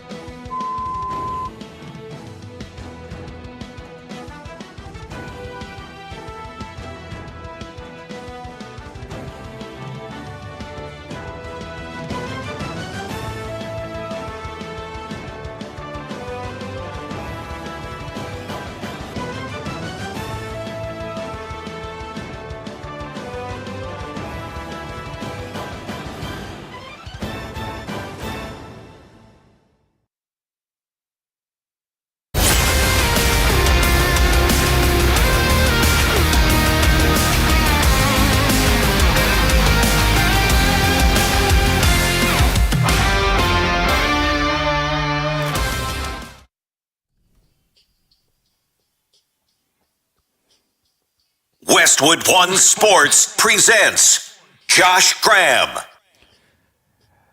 During the week, Linnell Willingham and myself host a program called Westwood One Sports Night, 11 p.m. to 3 a.m.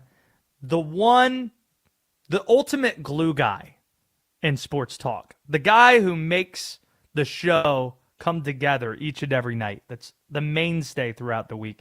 Is Denton Day, the producer of that program. But right now, he is our on-site, boots-on-the-ground correspondent from Capital One Arena in our nation's capital, joining us shortly before this Duke-Michigan game is set to start. D-Day, you lived in D.C. for a while now.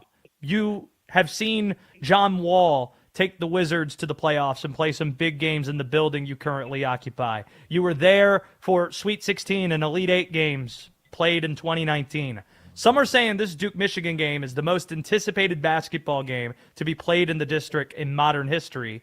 But as somebody who currently has boots on the ground and visited with ESPN broadcast talent yesterday for us, how would you describe the atmosphere there as somebody who's looking around and experiencing it? Well, right now it's empty. They weren't going to open up the doors until 5:30, and then I was on the elevator up to my seat, which you boned back with French Montana all the way up. He wrote that song about me because there's not a seat that is further back than I am. I got a bird's eye view. When I was riding up in the elevator, I got word from a security guard. He looked at me and said, the doors are open. So I think slowly people will start to trickle in. Here's the thing. I do think it's a little bit hyperbolic to say that this is the most anticipated game because that Sweet 16 had Zion Williamson and Cam Reddish and RJ Barrett. And and they had Cassius Winston with Michigan State, and Virginia Tech was up here. That's local enough to have a lot of people travel, but it's definitely the most anticipated game since then. I mean, I'm expecting this building to be 18,000 strong. I'm really excited about it. Looking around when you're riding up, however you plan to get into the building and walking around the building, if you had to guesstimate, which school is going to have a stronger turnout in the stands? So I saw way more Michigan fans, but I think I don't know if they're divvying up the entrances, but I walked past a particular entrance to get to the media entrance, which is not the traditional way that I would enter if I was a fan of Cap One Arena, and it felt like I just walked past only Michigan fans. So I don't know if they're having Michigan enter on one side of the building and Duke fans enter on the other, but I was stuck on a metro train, I'm using loosely, but stuck on a metro train with a bunch of Michigan fans, which I did not anticipate. I thought Duke would have a much better turnout. We'll see what happens once everybody trickles in here, but early return says that there's going to be a lot of maize and brew. Who has more to prove tonight? I think it's Duke. I think you look at Michigan, and if Michigan wins this one, they're going to be looked at as the prohibited favorite to win the NCAA tournament. Not a lock for the Final Four. I don't believe in those, but as close to a lock as you're going to get this season. On the other hand, if Duke loses, I'm not saying that bounces them from championship contention because I don't think that's fair. But in the tiers of college basketball right now, it does feel like they're kind of straddling between the top tier and the upper portion of the second tier. So I feel like Duke has the most to prove to see if they can hang with a really, really good Michigan team that has a lot of really good players in the front court. What's your food strategy inside Capital One Arena? Thank God I started intermittent fasting because they do not have food for the media. And I thought I was going to walk into this media room and be like, oh, maybe they'll do this bit where I got to pay for it. And nah, brother, there was not a damn food, not a piece of food, not a speck of, there was nothing. They had some coffee, which I'm good. It's, it's like 5 o'clock. I don't really need coffee at the moment. I'll get some water and some soda, but it won't be a lot of food inhaled for your boy. Because I mean, like, I'm so high up that I can't even go get like chicken tenders. You know what I mean? Like it's a process for me to now get onto the concourse to then get chicken tenders. See, I spent an entire week there at the ACC tournament, and I've told you this, but there's that great wing spot right beyond the end zone looking down, and I ate there like 3 straight nights, and one night my seat was right behind the visiting bench. There was a trash can immediately behind the bench, and the wings were so saucy, I accidentally, in throwing away the wings, got some sauce on the back of one of the trainers at NC State. They weren't very happy with me. So be careful. If you're going to go sauced wings, those wings are saucy. And when you throw it away, you don't want to get... If I get something on the trainer from here, they should give me a medal and a backup quarterback role in the UFL. Because I'd have to be throwing about 60 yards to get that. Hey, well, no, after watching what the Duke trainers and staff had to put up with the last time you watched them play 2 weeks ago, they're vigilant. They're ready. They're ready if anyone's throwing water bottles. Yeah, they got ready to throw hands. Which front court do you think, or what do you think is going to be decisive tonight? Will Dalton was talking about he's worried about how Duke's going to handle Michigan's size. For me, I think the size kind of offsets, and this comes down to which point guard loses the game rather than which one wins it. What most interests you? I think I am interested in the front court just because I think Boozer's done a really good job throughout the course of the season, playing to his strengths, kind of letting the game come to him, not forcing anything. He's done a really good job of that. I do wonder what that's going to look like when they have so many bodies to throw at him. I think the guard play is going to be important, certainly, but I'm going to be really interested to see, can Duke get it going if he does go, let's say, 6-7 minutes between points in the first half. 6-7. He did that. That's great. Denton Day joining us here. Since you're a Wizards fan and you're in the home of the Wizards right now for this game, and there is a top draft prospect that's going to be on the court playing for Duke, and now you've seen him play, this is going to be your second time, and you watch Caleb Wilson. Yeah. Like, what does your wish list, selfishly as a Wizards fan, look like in thinking about who you want to pair with Trae Young and Anthony Davis? I mean, DeBonsa is top of the list. Yeah, had you had asked me this maybe 2 weeks ago, I'd be very open to Darren Peterson, but 2 weeks have done a lot. and not a lot of good, unfortunately, for the way that he is viewed and the way that I look at him. So I think DeBonce's up there. I'm a fan of Caleb Wilson, as you know. I'd like to that's what I'm excited about seeing Boozer against a team with legitimate depth at the front court, just because I know they're going to throw so many different looks, so many different coverages at him. So I'm really excited to see how he's going to handle that. But DeBonce is a freak, so I think he is top of the list, and everybody else kind of falls beneath. If people choose to follow you, in addition to following our show, Westwood One Sports Night podcast, you can find it Spotify and Apple Podcasts and the YouTube channel where you should be describing. But if they go to @the_Denton_Day on socials, what type of coverage might they expect if they click that and choose to follow it during this game tonight? Like, what type of things are you going to be focused on? Well, hopefully good coverage. At least hopefully they think it's good coverage. I mean, we're going to be focused on what this means moving forward, right? Like, hey, how do guys handle certain things? This game doesn't mean anything, but it also means a lot. Michigan's in a really interesting spot, Josh, as you know. They suck in March. They being the Big Ten, the conference. The Big Ten stinks in the month of March when it comes to the NCAA tournament. I think they suffer more than anyone from the constant grind of the conference not being able to play different styles.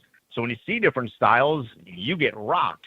I'm really excited to see what it looks like when they get to see this kind of team early before the month of March, and then kind of what they can learn from it. So that's probably going to be the priority, the focus here. And then, of course, just keeping eyes on Cam Boozer. Like, I am still in D.C. I still do local coverage, so I want to see what Boozer is going to look like when he's playing a really top-tier team.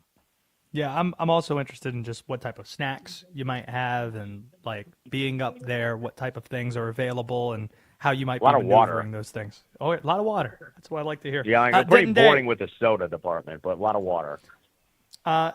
You know, I wish Linnell Willingham were standing right beside you so that you can give us live coverage on him as well, because he's the youngest in charge and a fascinating man as well. D-Day, thank you for doing this, and have fun tonight. Of course. Yeah, appreciate it, fellas. Denton Day joining us, Westwood One Sports Nights. Our guy spending a little bit of time there. Got him up in the upper deck at Capital One Arena. Hope he brought the binoculars. It's hockey press box situation. Happens, man. That's a game that's going to draw a lot of attention. Did you see Pete Thamel's report about the basketballs themselves tonight? Yeah, they're insisting, they being Duke, I believe, that it'd be tournament balls. Is that right? Very smart. It's very smart. And it's so Duke. It's very smart. Yeah, it is. Like Duke, when Duke puts together its schedule, they purposefully try to find like a couple of non-conference dates that they schedule 2 days removed from when they played the previous game so they can simulate a quick one-day prep, just like you have Thursday to Saturday or from Friday to Sunday in the NCAA tournament. And they try to play in venues that mirror the type of venues that would be hosting regionals. So they play Arkansas and Chicago on Thanksgiving Day. They play at MSG, and now they're playing here in D.C. They obviously schedule very difficult teams to prepare themselves. And this is just another example. For those who don't know, Duke and Michigan use Nike basketballs. But for tonight's game, Duke has insisted in agreeing to play this game that they use Wilson NCAA tournament basketballs. So that way, they have a feel for the basketballs they're going to be using in the NCAA tournament. Makes a ton of sense, but that's how Duke and John Shire think. They view their non-conference schedule, and this is part of the non-conference schedule, as a means, how do you best prepare yourself for the NCAA tournament? And these are the lengths that Duke goes to do that. And I'm not even just talking about for the on-court stuff, off-court stuff too. Duke is one of the only teams that I have covered, that opens up their locker room to the media. Like, everybody else brings players out. And I remember I was talking with John Shire about this a few years ago, and Coach K about this. Hey, why? You guys are the only guys who do it. And they say, yeah, we know that. But we ask what the NBA team's policies are. And we try to make that the policies that we have at Duke. Because we also believe that this is a place to prepare guys for the NBA. And They believe that piece is part of the preparation as well. Hey, media is going to come into your locker room. You're going to deal with that here as it means to prepare. Sounds like something that Darren Peterson would turn down. I don't want to go to Duke because that guy's made himself available to the media exactly one time, and I don't think John Shire's putting up with the stuff that Darren Peterson's up to. Even when the guy plays, it's not good.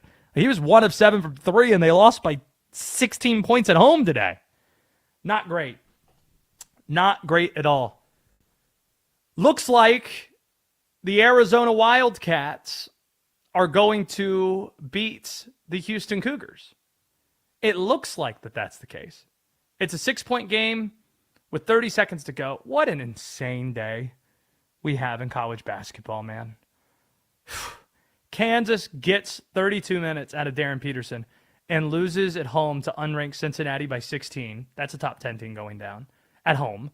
Houston coming off a loss. What's a word that we'd like to use when we describe teams coming off a loss? Oh, they're going to be crispy. Houston was crispy. Crispy. And Arizona, without Koa Pete, is about to go into Fertitta Center and beat Houston in a top 4 matchup. And Lord knows what we're going to get when it's Michigan and Duke starting at 6:30 tonight. Can't wait to watch it. Can't wait to consume it. But man, what's the Martin Scorsese meme where he has both his hands up? This is cinema. This is cinema. That's exactly how it feels. Kenneth Walker III. Where is he going to be playing football next season? The Super Bowl MVP.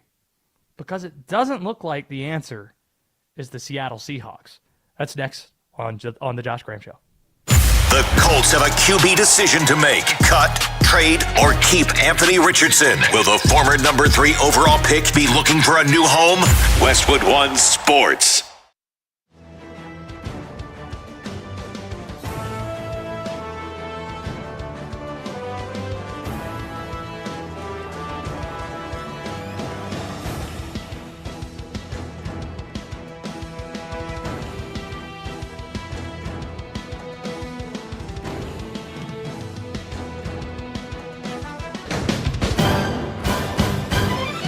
At the tone, the broadcast will begin in 4 minutes, 30 seconds.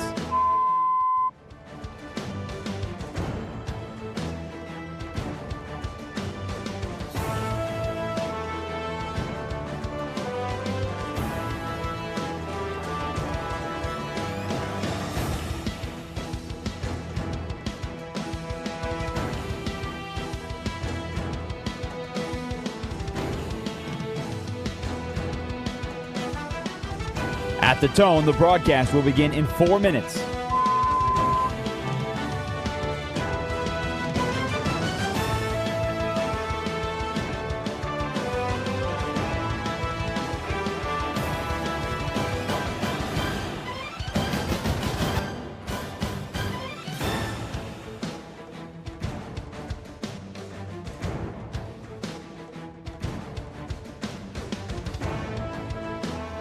At the tone, the broadcast will be in 3 minutes and 30 seconds.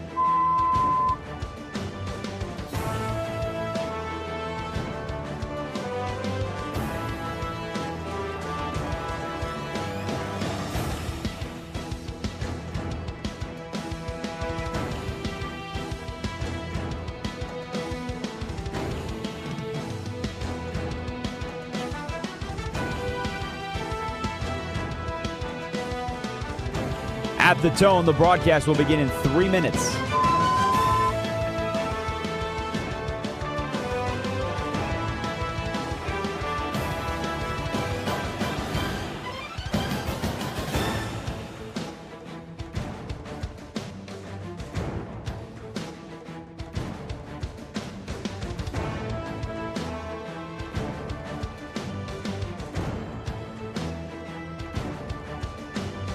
At the tone, the broadcast will begin in 2 minutes, 30 seconds.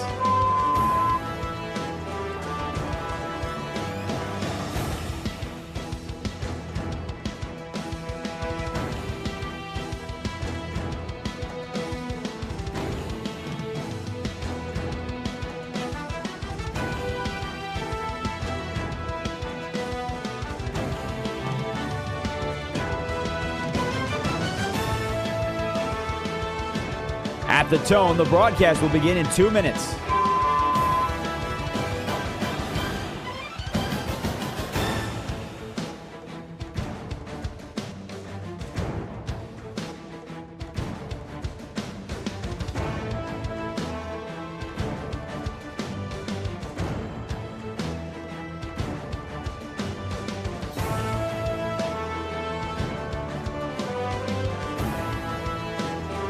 At the tone, the broadcast will begin in 1 minute, 30 seconds.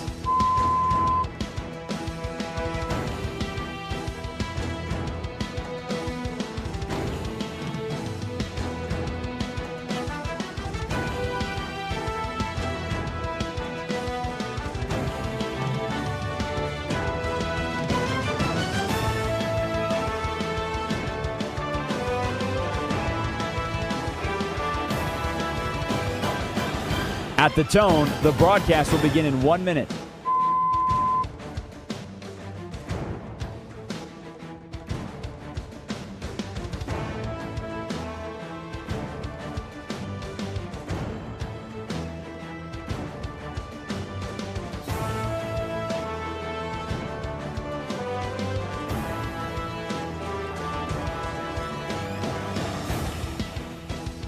Stations, this is your final time check. At the tone, the broadcast will begin in 30 seconds.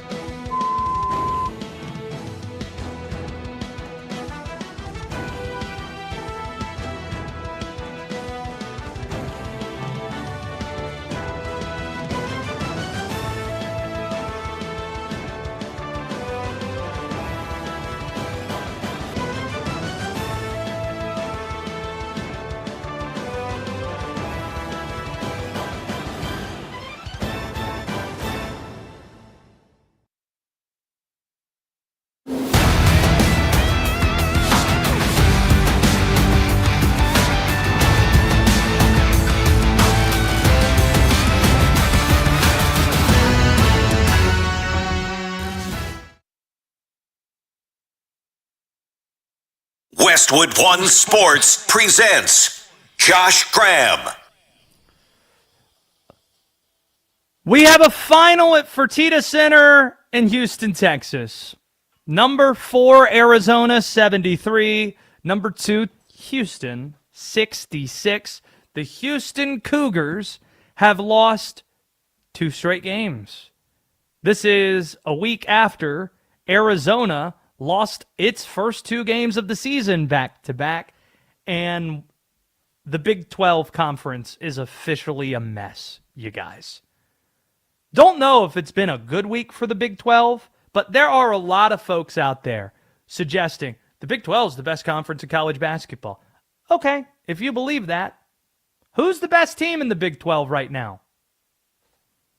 Who is it? Because Arizona probably is the answer to that question. Number 3 in the country. But as mentioned, last week, lost 2 in a row, including to Kansas without Darren Peterson in the lineup. Then there's Iowa State, that's a number 1 seed according to the NCAA Tournament Committee. They rank their top 16 overall seeds. Then you have the Houston Cougars, who now have lost 2 straight games, including this one at home today. Arizona without Koa Pete. And if you go beyond that, Will Dalton, Kansas, you're ranked in the top 10, just lost by 14 at home to unranked Cincinnati. If you want to go beyond that, BYU, you got A.J. DeBonsa, you just lost Richie Saunders for the year. How about Texas Tech? Well, they beat top-flight teams. Lost their best player, JT Toppin, this week. So do you know what the Big 12 conference looks a lot like right now?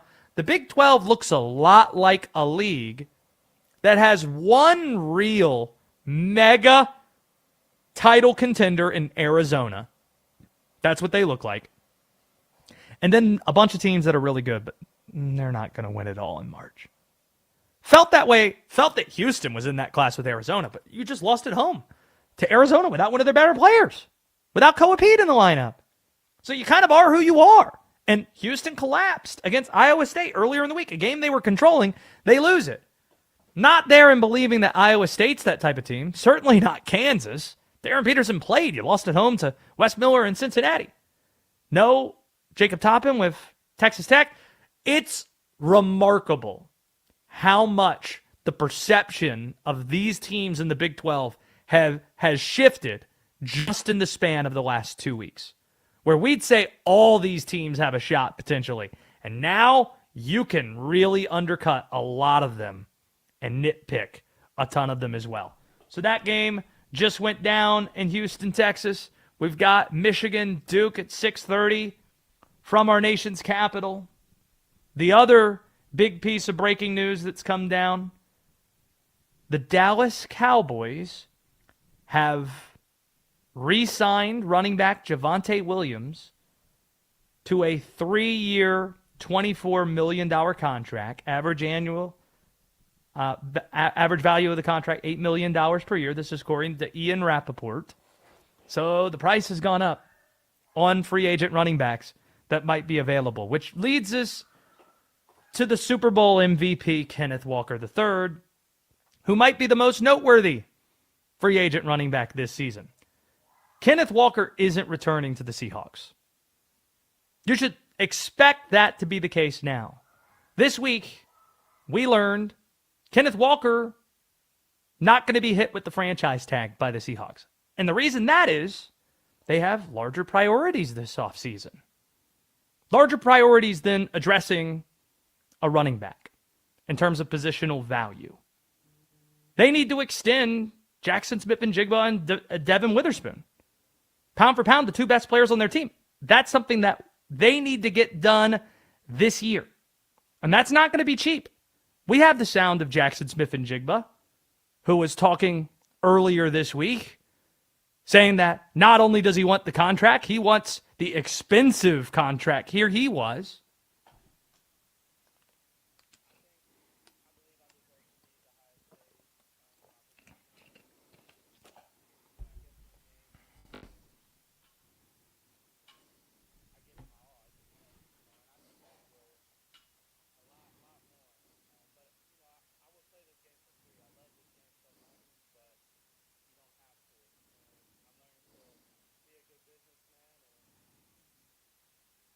Yeah, be a good businessman. That's not going to be cheap.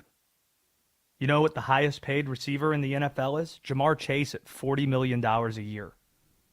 So if you have to shell that out for a wide receiver and also pay for Devin Witherspoon, you have to make some really difficult decisions. There are a ton of impending free agents. Now, if you view football through the lens of fantasy football or sports betting, or you just like watching Red Zone more than watching full games, you might not think there's a bigger priority out there, maybe than other than quarterback, to signing your Super Bowl MVP running back. Or if you have a 1992 football mindset, oh, you got to re-sign the tailback. That's not the way that smart front offices work anymore. John Schneider, one of the best executives in the NFL. This isn't baseball where you could just buy everyone as the Dodgers do. Even if it's for 1 year with the tag, you have so many impending free agents to take care of.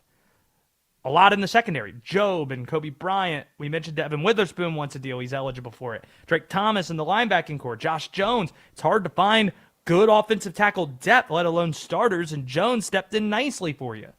Jake Bobo, Rashid Shaheed. How big was Rashid Shaheed at the trade deadline, bringing him in for Seattle's special teams? So all those guys are impending free agents, and there are others to name too. That's the reason why Kenneth Walker likely isn't returning to the Seahawks. That, and you have Zach Charbonnet under contract. So if you have Charbonnet, the answer at running back is him and leaning on your status as Super Bowl champs to replace Walker's productivity.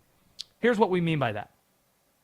There are good options available that are going to be cheaper than what Kenneth Walker cost.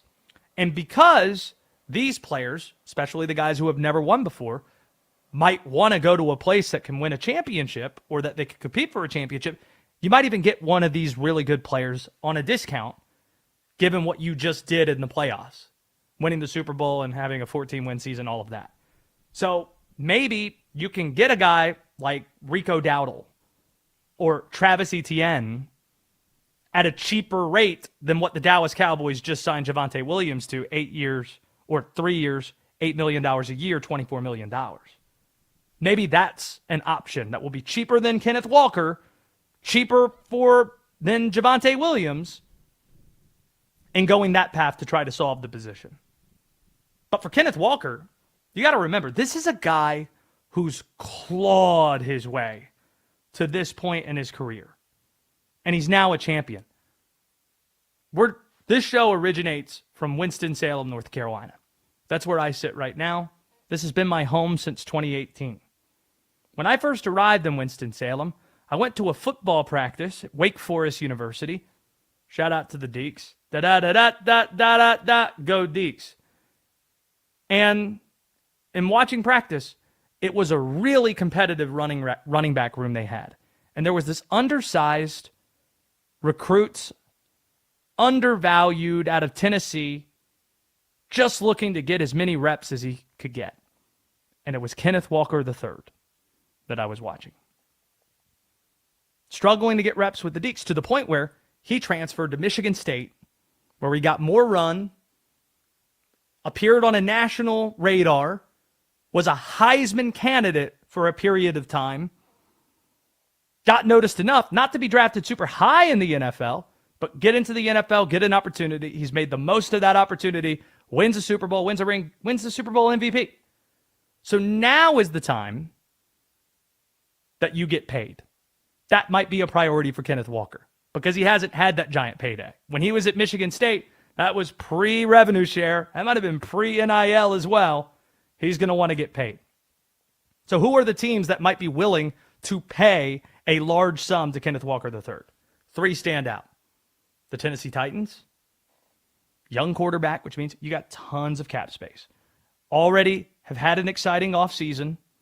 He's a Tennessee native. Brian Daboll's the offensive coordinator. They ran the ball well in Buffalo when he was the OC there early on in Josh Allen's tenure. Saquon Barkley had some good years with Brian Daboll as well. That could make some sense. The Washington Commanders, this is another team that's looking to capitalize while they have a quarterback on a rookie deal. Team that went to the NFC Championship game in Jaden Daniels' rookie season. And if Eckler's gone there, Eckler, an impending free agent as well, Walker, he could be a lead back with Rodriguez there. That could make some sense. But there is one team, you're going to hate this suggestion, but needs to be considered. The New York Jets. Breece Hall, if he's not hit with a franchise tag and he goes into free agency, wouldn't it be the most New York Jets thing ever to say, let's completely overpay, blow other offers out of the water, just to say we brought in a name to get our fans believing in a Super Bowl MVP running back and Kenneth Walker III? That'd be the most Jets thing ever. And if you're Kenneth Walker, you might be thinking, already won the Super Bowl, won the Super Bowl MVP. What I haven't had is had a giant payday at a position that doesn't have the longest lifespan in the league. Yep. Sign me up to wear gangrene in New York. Let's go with that. But it's looking less and less likely that Kenneth Walker is going to be playing his football for the Seattle Seahawks. Will Dalton, there was you can't see it because you were backstage for the moment on YouTube and on X at Josh Graham Show on X, Westwood One Sports Night feed on YouTube. But you just had a large cringe of your face the moment I brought up the Jets as a destination for Kenneth Walker. Why? Well, because me personally, I want to see him go to Tennessee. Like, I have not sold a bit of my Cam Ward stock, and I don't think you have either. No. I love the staff. Too soon for that. Together there. Yeah, I love the staff that they've put together in Tennessee, and I think if you put Kenneth Walker back there, whoo, buddy. But the reason I cringed more so is because I don't want to see Kenneth Walker go to the Jets. He's a pro deke. I don't want to see him go to the Jets and get a demon deacon. Like that. Yeah, Well, no, he has to him. He has a Super Bowl. He won the MVP of the Super Bowl. And it's all downhill from here if he goes to the Jets. I want to see Kenneth Walker get his paper.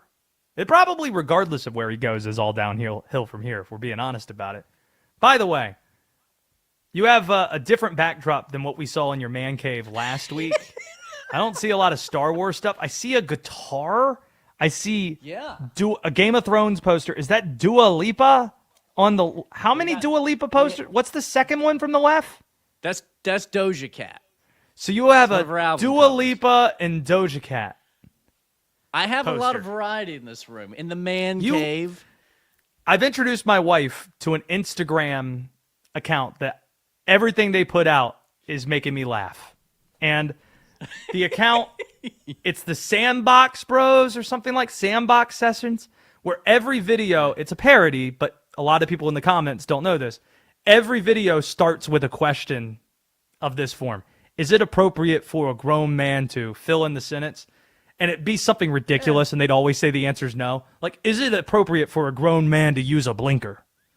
Is it appropriate for a grown man to read a menu? Is it appropriate for a grown man to take notes?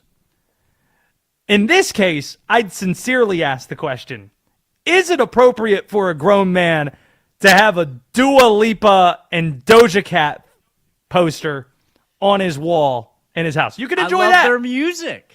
I love their music. They put out bops. That's fine. We have 3 bets to hand out for Duke, Michigan. Our tips off in the next hour. Ingram's Gambling, next on the Josh Graham Show. This is Westwood One Sports.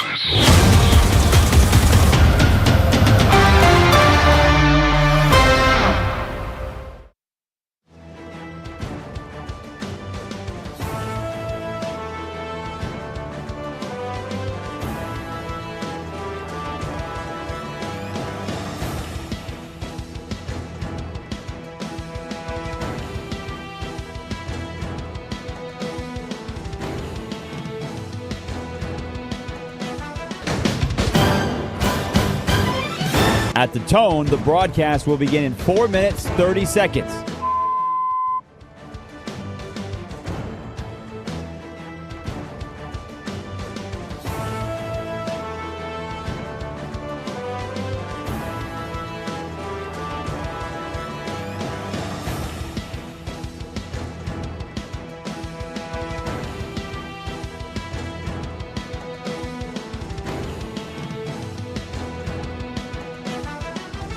At the tone, the broadcast will begin in 4 minutes.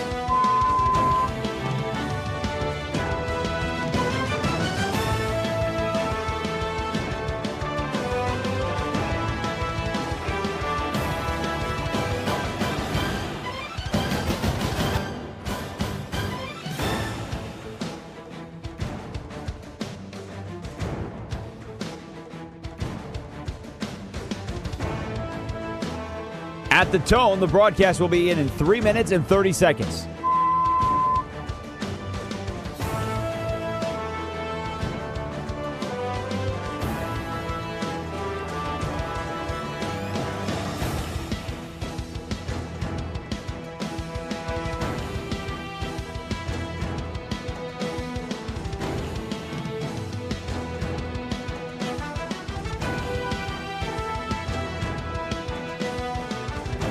At the tone, the broadcast will begin in 3 minutes.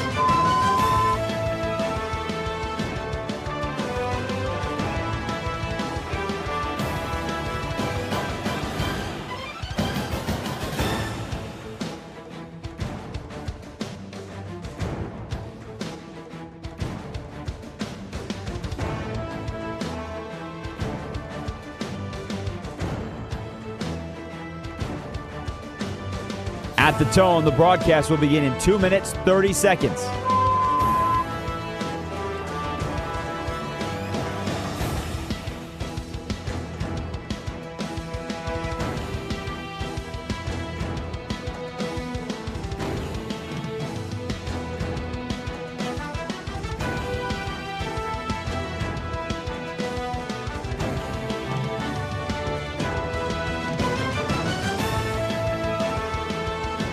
At the tone, the broadcast will begin in 2 minutes.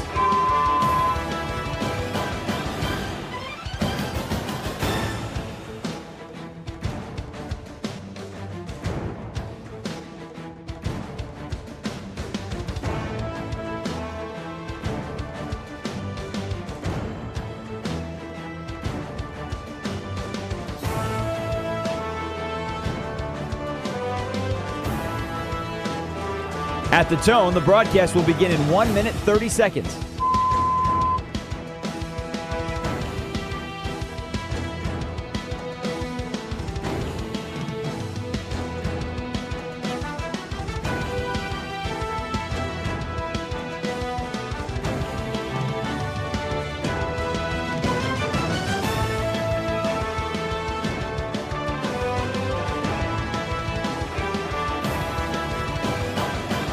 At the tone, the broadcast will begin in 1 minute.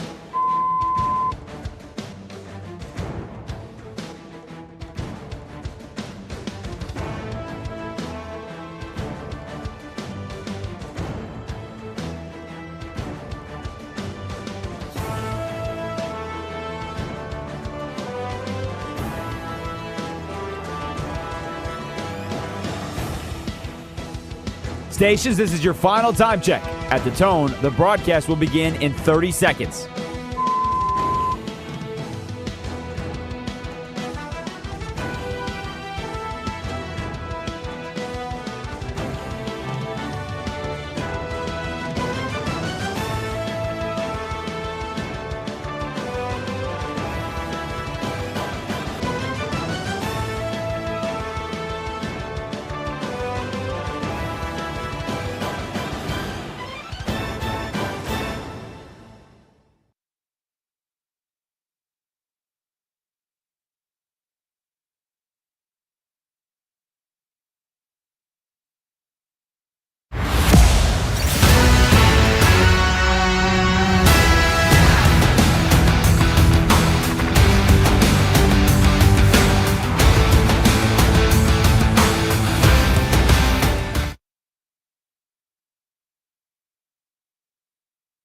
Westwood One Sports presents Josh Graham.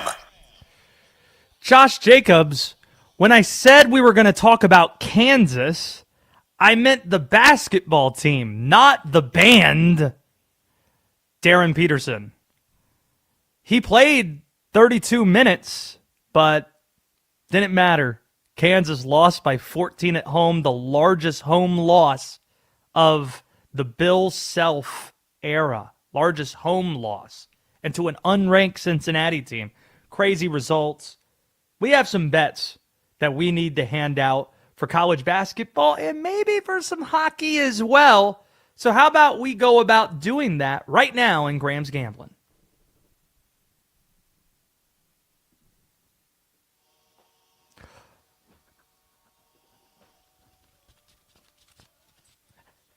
Let's go! Freebird! I didn't see that coming! I wasn't ready for that! Whoa! Surprise Freebird! Yeah! I mean it. I'm not even just talking about in the context of this show. I want Freebird just to be interjected into places of your life.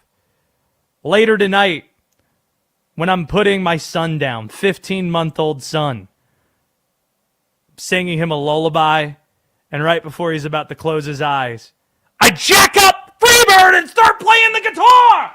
Yeah! He's going to learn today.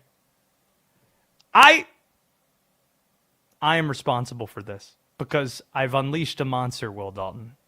Josh Jacobs, earlier, I told him when I least expected on the show to just unleash Freebird. And that, when I was talking about Graham's Gambling, was a time where I didn't expect it.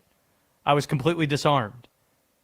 Does that mean Jacobs? Content is when you get. Does that mean I don't go to Graham's Gambling? Do we not have Graham's Gambling? Let's do Graham's Gambling now then.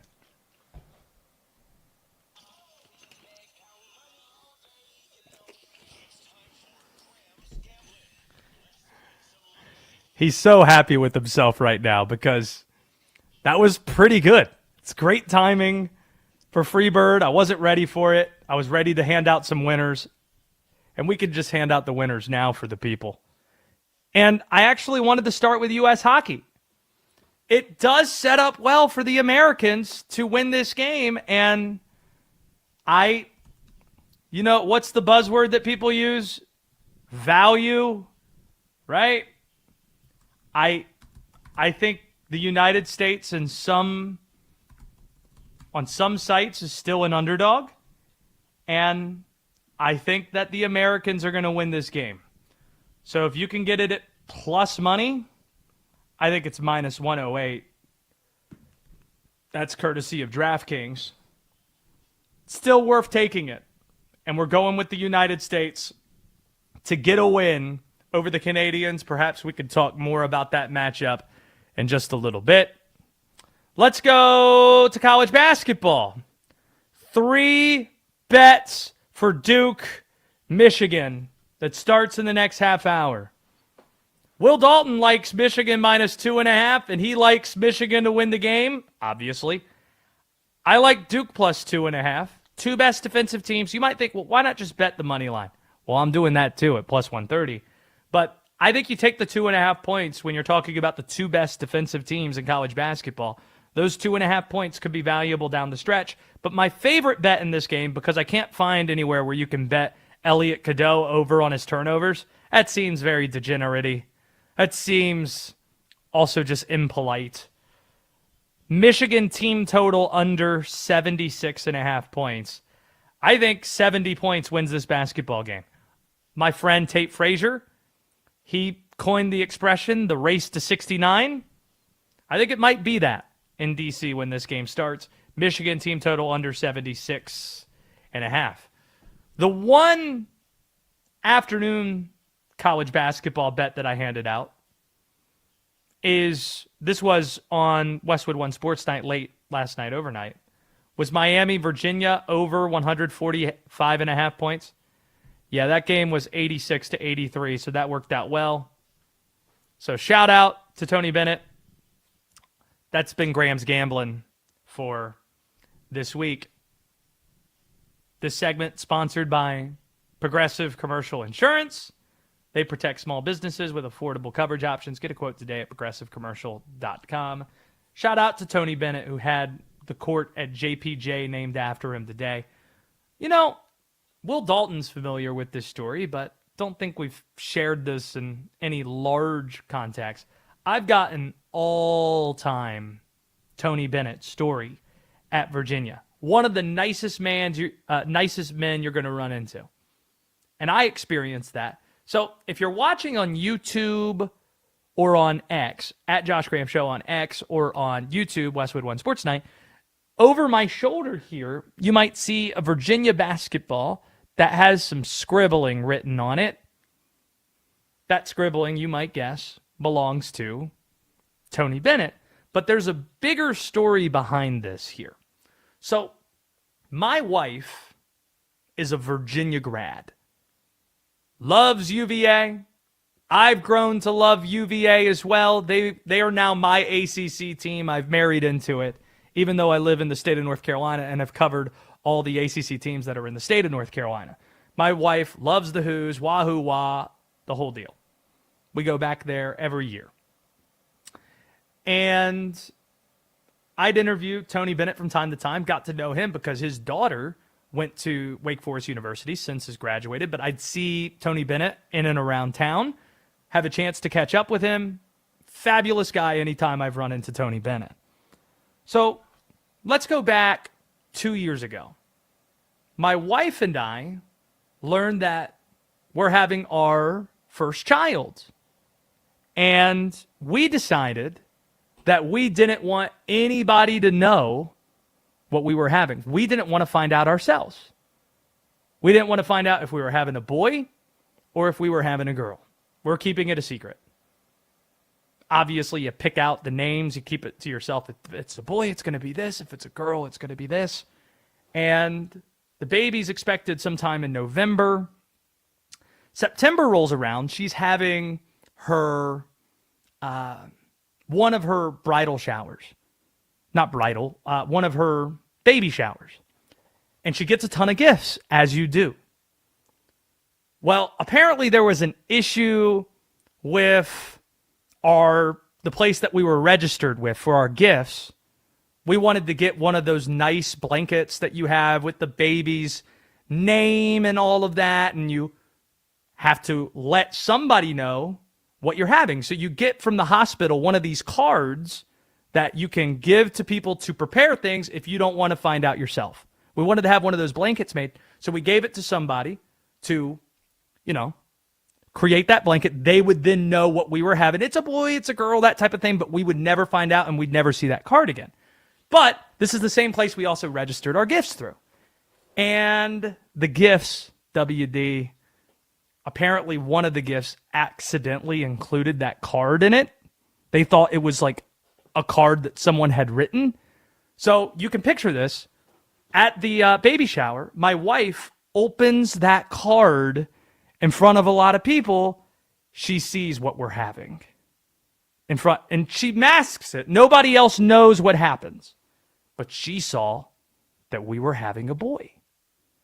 So we have dinner the next week, and she tells me what we're having, and we're bummed out.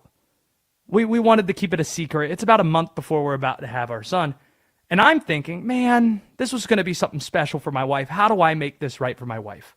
And at dinner, when she told me we were having a boy, I said, you know what? We could still keep it secret from everyone else. No one else has to know that we know, and it could be a surprise. I'm not going to tell anybody else except Tony Bennett. And she laughed, thinking that I was joking. I wasn't. I got that Virginia basketball, and I saw Tony Bennett a few weeks later at ACC Basketball Media Days, and I saw Tony in the hotel the night before I was set to interview him, and I told him the deal. Listen, I'm going to tell you the name of the child that we're having. You'd be the only person on earth that knows we're having a boy or a girl, and we're going to tell you the name so you can sign a basketball to him, and I can give that as a gift to my wife when our son is born. And Tony was so excited about it. The next day, he saw me the following morning across the lobby, and he darted over and said, "Where's the basketball? What's the name?" And I told him, his name's Daniel. And he signs the basketball. Daniel, welcome to this wonderful world, Tony Bennett. All-time guy. And what made it even sweeter and crazier, I mean, we're talking about the Virginia coach that has his name on the court now. He was honored today. He's on the court at JPJ. A week to the day after I had him sign that basketball, he surprisingly announced his retirement. No longer Virginia's coach. So Sarah Bradford, my wife, and I were sitting at our breakfast nook watching this press conference, and she's like, whoa, I love Tony Bennett so much. And I'm thinking to myself, thank goodness I got that basketball signed last week. This is crazy. So there you go. Little bit of story time there. Will Dalton, March Madness is pretty much here. It's arrived in that we have, would you be surprised at all if the Final Four we get in Indianapolis features Duke, Michigan, Arizona, and Houston? Oh, not in the slightest. Not at all. And that And on it, we got today. well, and honestly, with the popularity of these neutral site non-conference games picking up, it's like you don't see a game like Duke, Michigan this late in the season very much. Like, this is a very unique opportunity for Duke. It shouldn't be, though. I think if you're college basketball, hopefully the fact that this is the most expensive ticket basketball-wise in the history of that building in D.C. that's been there a while, and there's so much attention surrounding this game, I hope this gets it over the top where people in college basketball finally realize, oh, we need to be playing these types of games non-conference-wise when there aren't football games being played. Like, that almost seems like maybe we need to sprinkle games like this throughout January and through this week of February, have the last 2 weeks of the season then be obviously conference games where you decide, but play some conference games early on in the year. Have some of that in November so you can save some of these major non-conference dates for later on in the season. That's, I think, what you need to do. But the madness is essentially here already. The calendar quite literally flips to March 8 days from now. And then the following weekend, have Duke Carolina on Westwood One Sports. Then you have conference tournament week. That's my favorite week of the season. That might be unpopular to say. Some might say the best week for sure is Thursday and Friday of the NCAA tournament. The conference tournament's pretty fun. It's unpopular, but I think there's a case to be made for that. Perhaps we could make that argument later this season. And then you got the actual tournament, and I'm expecting to be at the Final Four. So it's going to be fun, and this is going to be a crazy March. In terms of how many teams, if you were ballparking it, could you see win the national championship? Because I don't have Iowa State in that top tier yet. For me, it's still Michigan, Houston, Arizona, Duke, UConn. That is the top 5. Those are the 5 teams that I think are in that top tier themselves. And then that next group, resume says they're a wagon, but don't fully trust it. Iowa State, Gonzaga, Purdue, Illinois, Kansas, Nebraska, Florida, would put them in consideration. And then North Carolina is a wild card. Because if Caleb Wilson's healthy, they'd be in that second group. So, including North Carolina, that's 12 teams. Math wasn't my strong suit, sadly. But how many is that? Well, I said 4 teams were in the top tier. It's actually 5. So, those 5 at the top, then Iowa State, Gonzaga, Purdue, Kansas, Illinois, Nebraska, Florida. So that's 7. And then so 13. Those are 13 teams that have the capability of winning a national championship. If it's not one of those 13 teams, sorry BYU, but the injury to Richie Saunders is too much. Sorry Texas Tech, but the injury to JT Toppin's too much. Those 13 teams have a shot, when last year only 4 did. And that's what's going to make this tournament a lot more fun. This is a question of the day that we're asking. What's your favorite thing about America that Canada doesn't have? 310-840-4910. That's next on The Josh Graham Show. The NFL franchise tag window is open, with free agency starting within weeks. If it happens between now and kickoff, we'll tell you what you need to know on Westwood One Sports.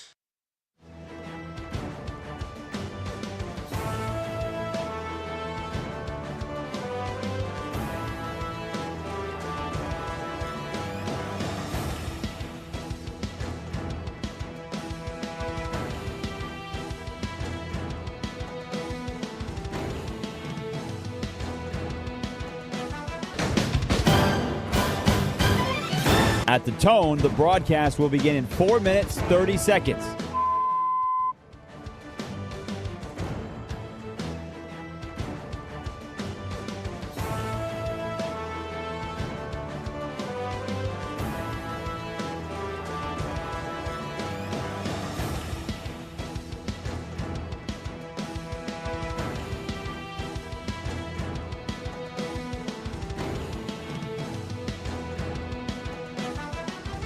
At the tone, the broadcast will begin in 4 minutes.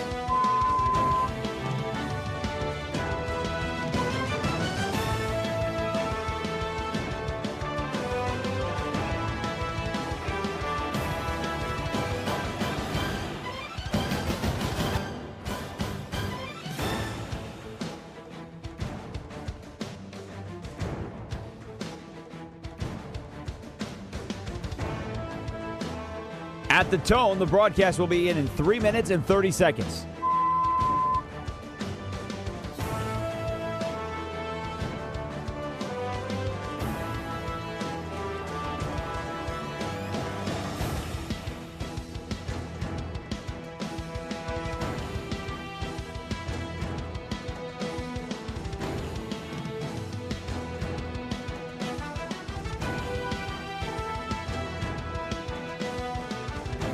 At the tone, the broadcast will begin in 3 minutes.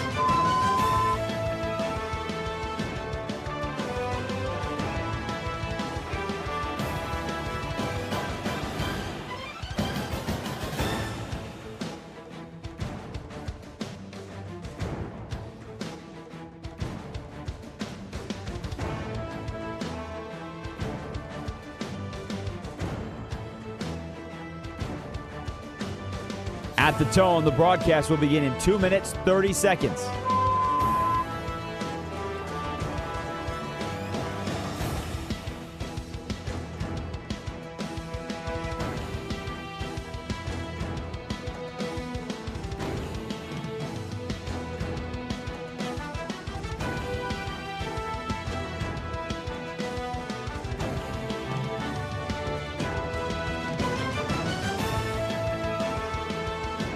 At the tone, the broadcast will begin in 2 minutes.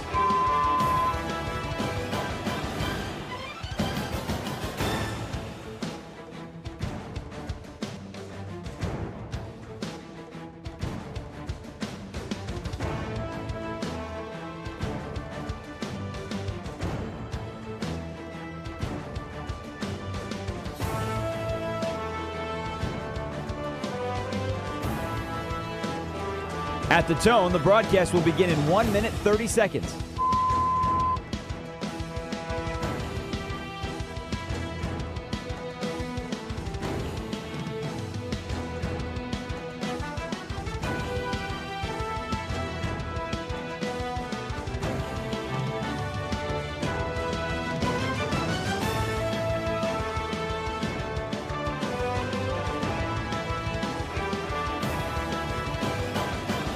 At the tone, the broadcast will begin in 1 minute.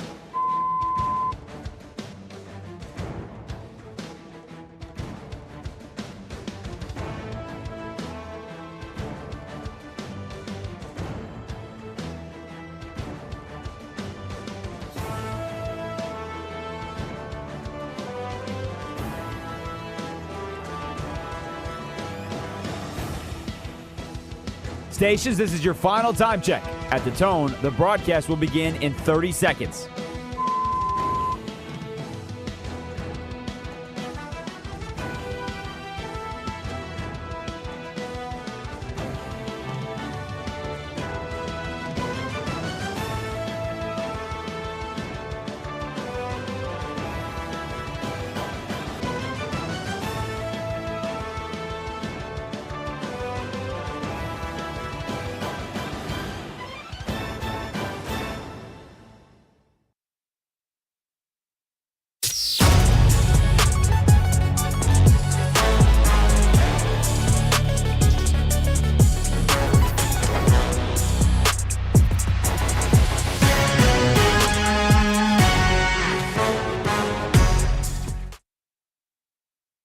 Westwood One Sports presents Josh Graham. What's your favorite thing about America that Canada doesn't have? Yes, we're feeling super patriotic ahead of the gold medal match in hockey tomorrow morning, 8:10 Eastern Time. 310-840-4910 if you want in. Yeah! Free bird! Injected into my veins! I'm right here! Kill me! Woo!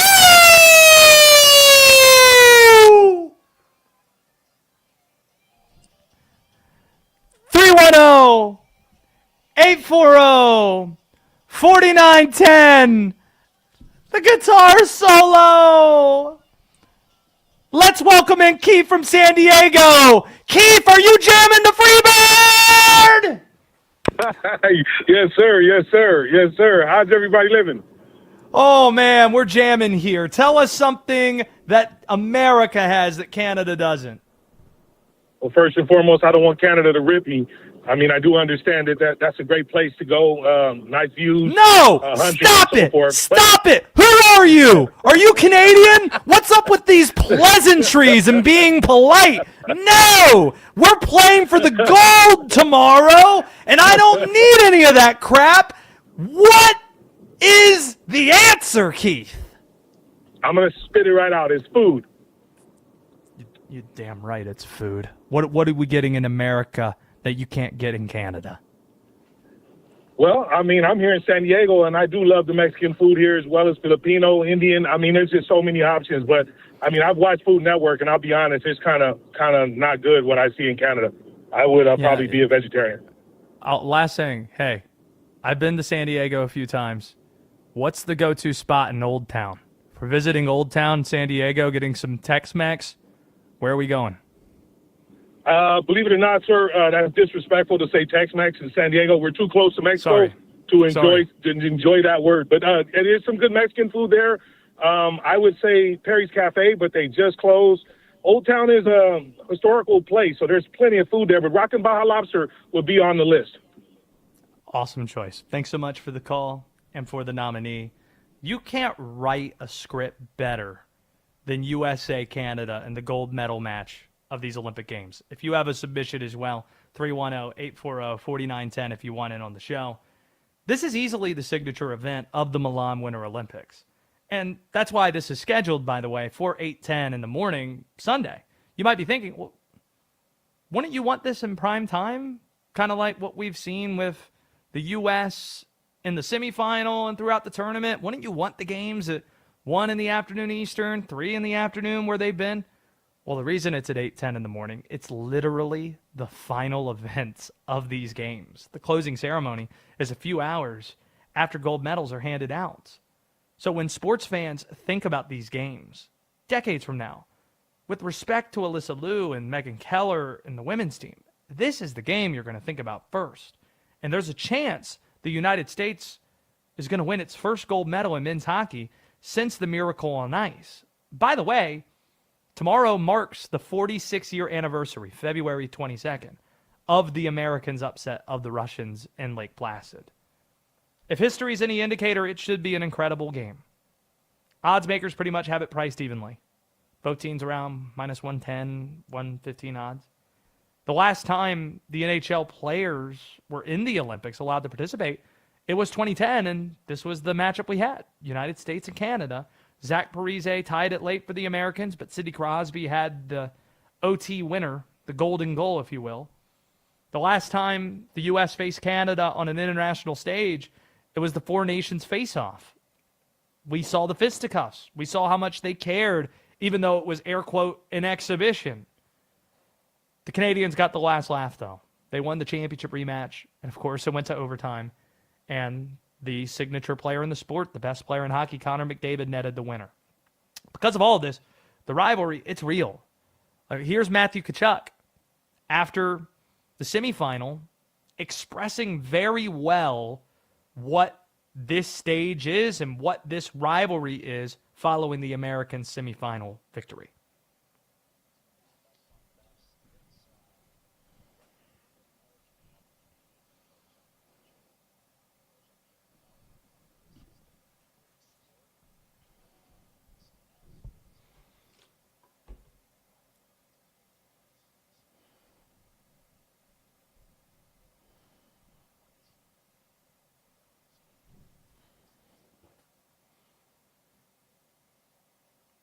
In terms of who wins the game, the Americans, they have the edge. This isn't a homer pick. The U.S. is playing better hockey right now. After the hot start, the Canadians, they flirted with losses in 3 straight one-score games. You had the last two go to overtime. Meanwhile, the United States in their last 4 games have won by a combined margin of 18-4. Tage Thompson, who left the game yesterday, had the first goal and didn't play in the third. According to Coach Sullivan, expected to go Sunday. We don't know that about Sidney Crosby, and that's concerning, and we know how important in major hockey games the net-minding battle can be. You'd take Hellebuck over Binnington. So we like the United States to handle its business completely unbiased to win the gold medal game. Completely unbiased. No bias at all. 310-840-4910. Completely unbiased, no bias at all. Tony, or let's go to Tommy in Tennessee. What does America have that's great that Canada doesn't? Again, completely unbiased. Well, we've got white sandy beaches along the Gulf of Mexico. And as an example, my cousin from Montreal came down.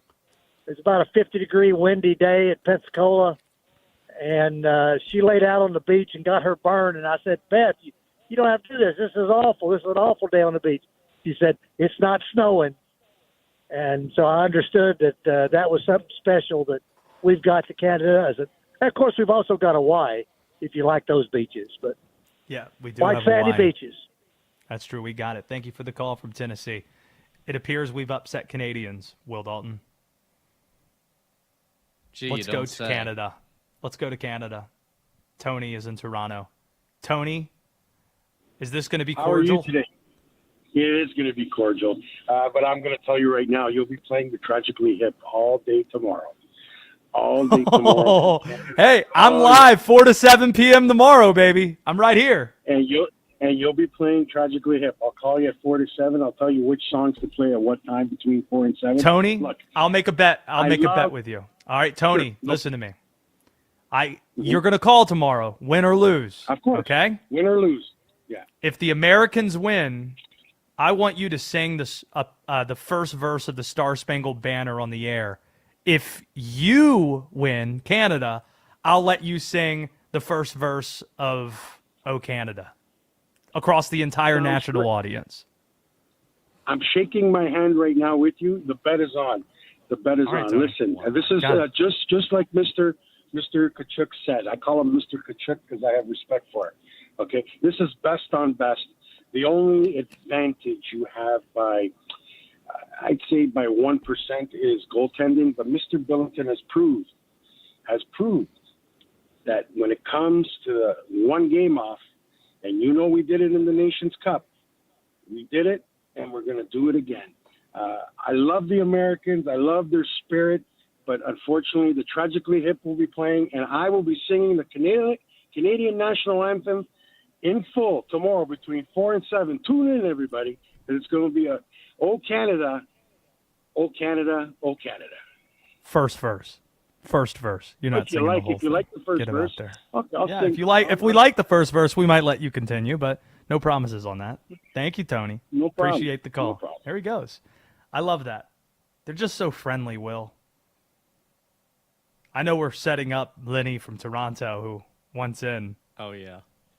He's probably going to be super friendly, too. Hi, Lenny. Lenny from Toronto, guys. you're with us on. how's it Yeah, going, we're man? doing well. We're doing well. How are you? I'm doing great, man. Yeah, I have to agree with everything Tony just said. I mean, like he nailed it spot on. I feel like the fact about the goaltending, you were talking about Hellebuck earlier, but what Hellebuck likes to do is he likes to choke. He chokes in the biggest games all the time. I don't think he likes to do that, Lenny. Yeah, he I loves think it. it just He loves it. happens. He He loves loves it? You think he's like, Yeah, oh he man, I loves it, can't man. wait to choke today. That sounds awesome. Yeah, he loves it. But it's gonna be the greatest hockey game anyone's ever seen. I mean, the top players in the NHL on both sides. You got like the top 5 players, top 3 on the Canadian team, and then the next best on the American team. Like it's gonna be a great hockey game either way.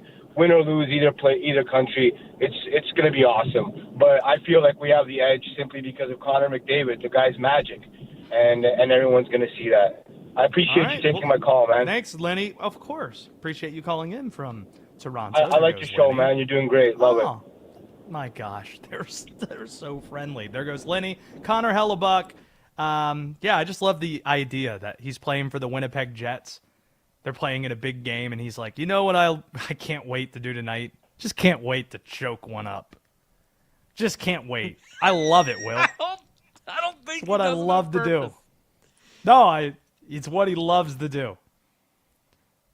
We're just being infiltrated by Canada right now. It's Very an nice invasion. people, though.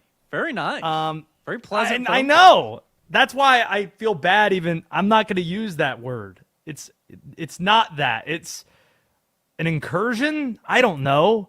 Like they're calling into a national American sports talk show, and they're like, you know, it would be very nice if you guys won, but you know, if one of these teams are going to win the championship, and if it's you guys, we'll shake your hand and be like, okay. And meanwhile, here I am saying, you guys don't have real bacon. Yeah.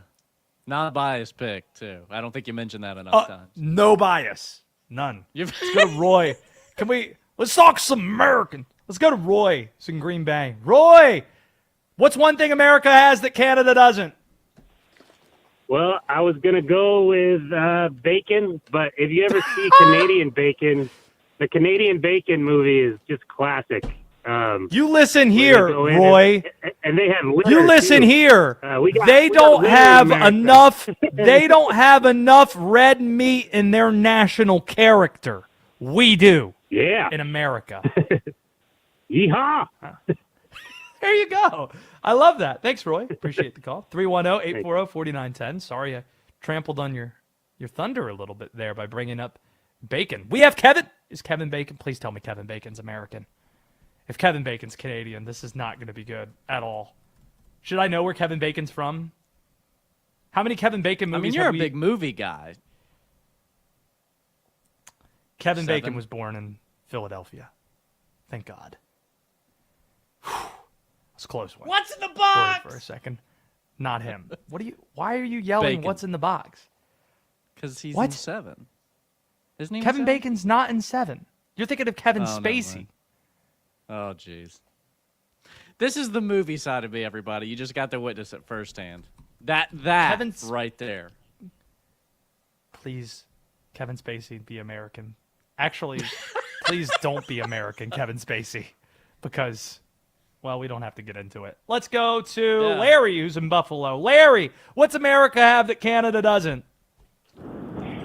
Gentlemen, I tell you this, Canada doesn't have soul. They have no flavor. They have no rhythm. They're just going to their food, to their music, to just everything. I mean, we beat them across the board. I'm a big Sabres fan in Buffalo. I cannot tell you, even back at the heyday, it was every game of the season, it was so nice going to the arena when they would beat Montreal or beat Toronto and just beat them badly, and watching all the Canadian fans and the Maple Leaf fans just leave the building like it just heckling them the whole game. It was fantastic. I don't think this game is going to be close. Play Freebird, baby. I think America wins by 3 or 4. They got no soul. Fire it up! Hit me with the Freebird! And by the way, Larry, since you're a Sabre fan and you're in Buffalo, if Tage Thompson needs your foot, are you giving him your foot for tomorrow? Listen, I'll give him my foot, my hand, my shoulder, my head, whatever the man needs. He's got it. Let's jam! Ah!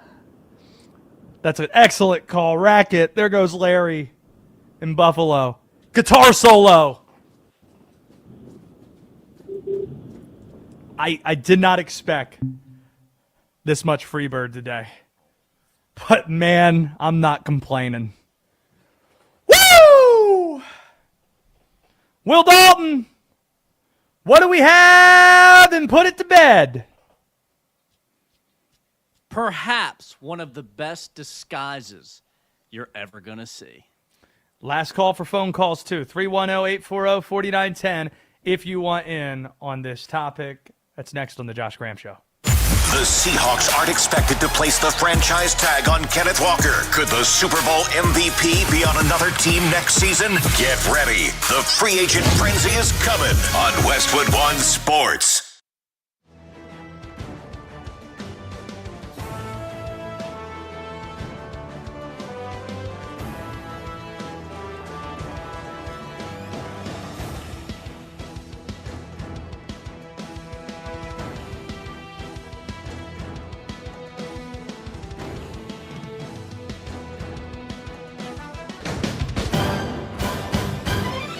At the tone, the broadcast will begin in 4 minutes, 30 seconds.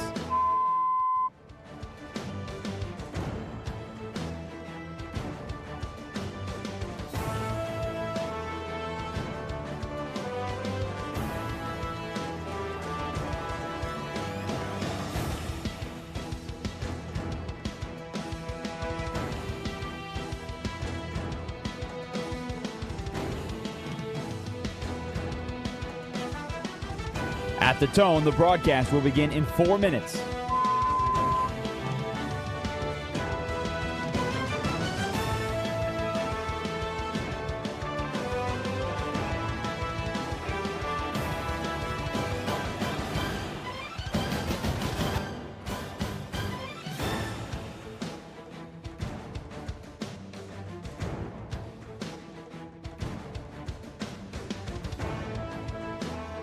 At the tone, the broadcast will begin in 3 minutes and 30 seconds.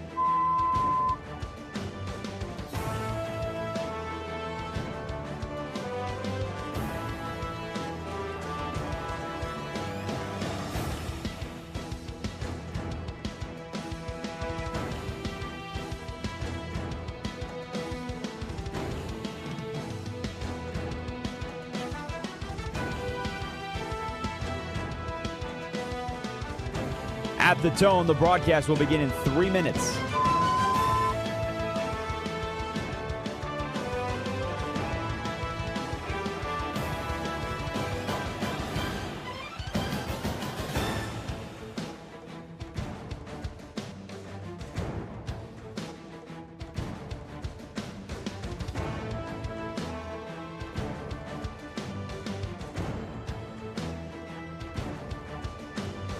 At the tone, the broadcast will begin in 2 minutes, 30 seconds.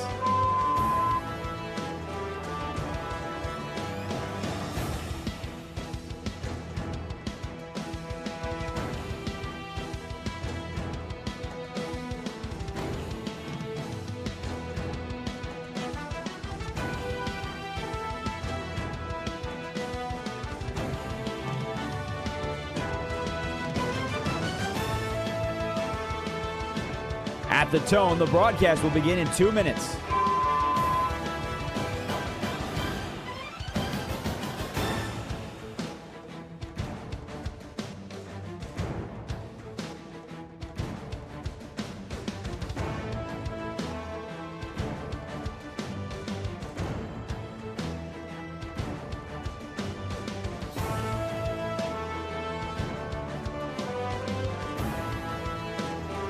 At the tone, the broadcast will begin in 1 minute, 30 seconds.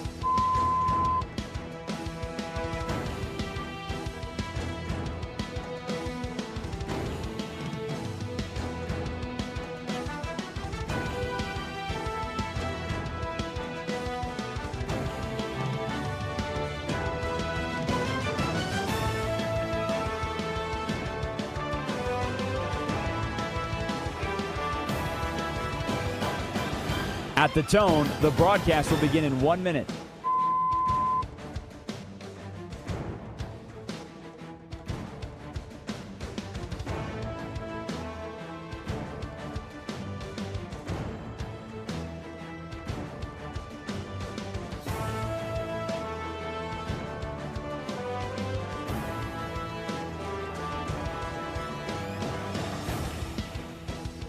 Stations, this is your final time check. At the tone, the broadcast will begin in 30 seconds.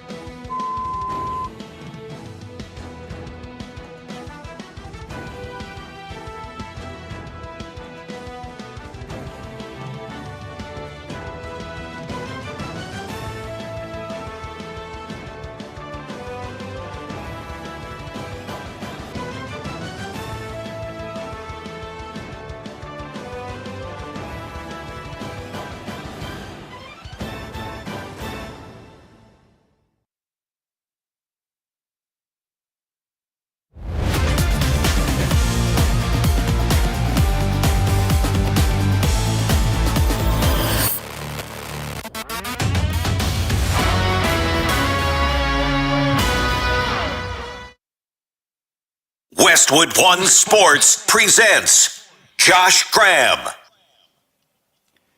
This Duke Michigan game's gonna be so much fun. Just now realizing that this Duke Michigan game has a name attached to it. It's the Capital Showdown. Brought to you by, in case you can't tell by the 3 or 4 logos on the court, Edward Jones. Duke fell behind 4-0.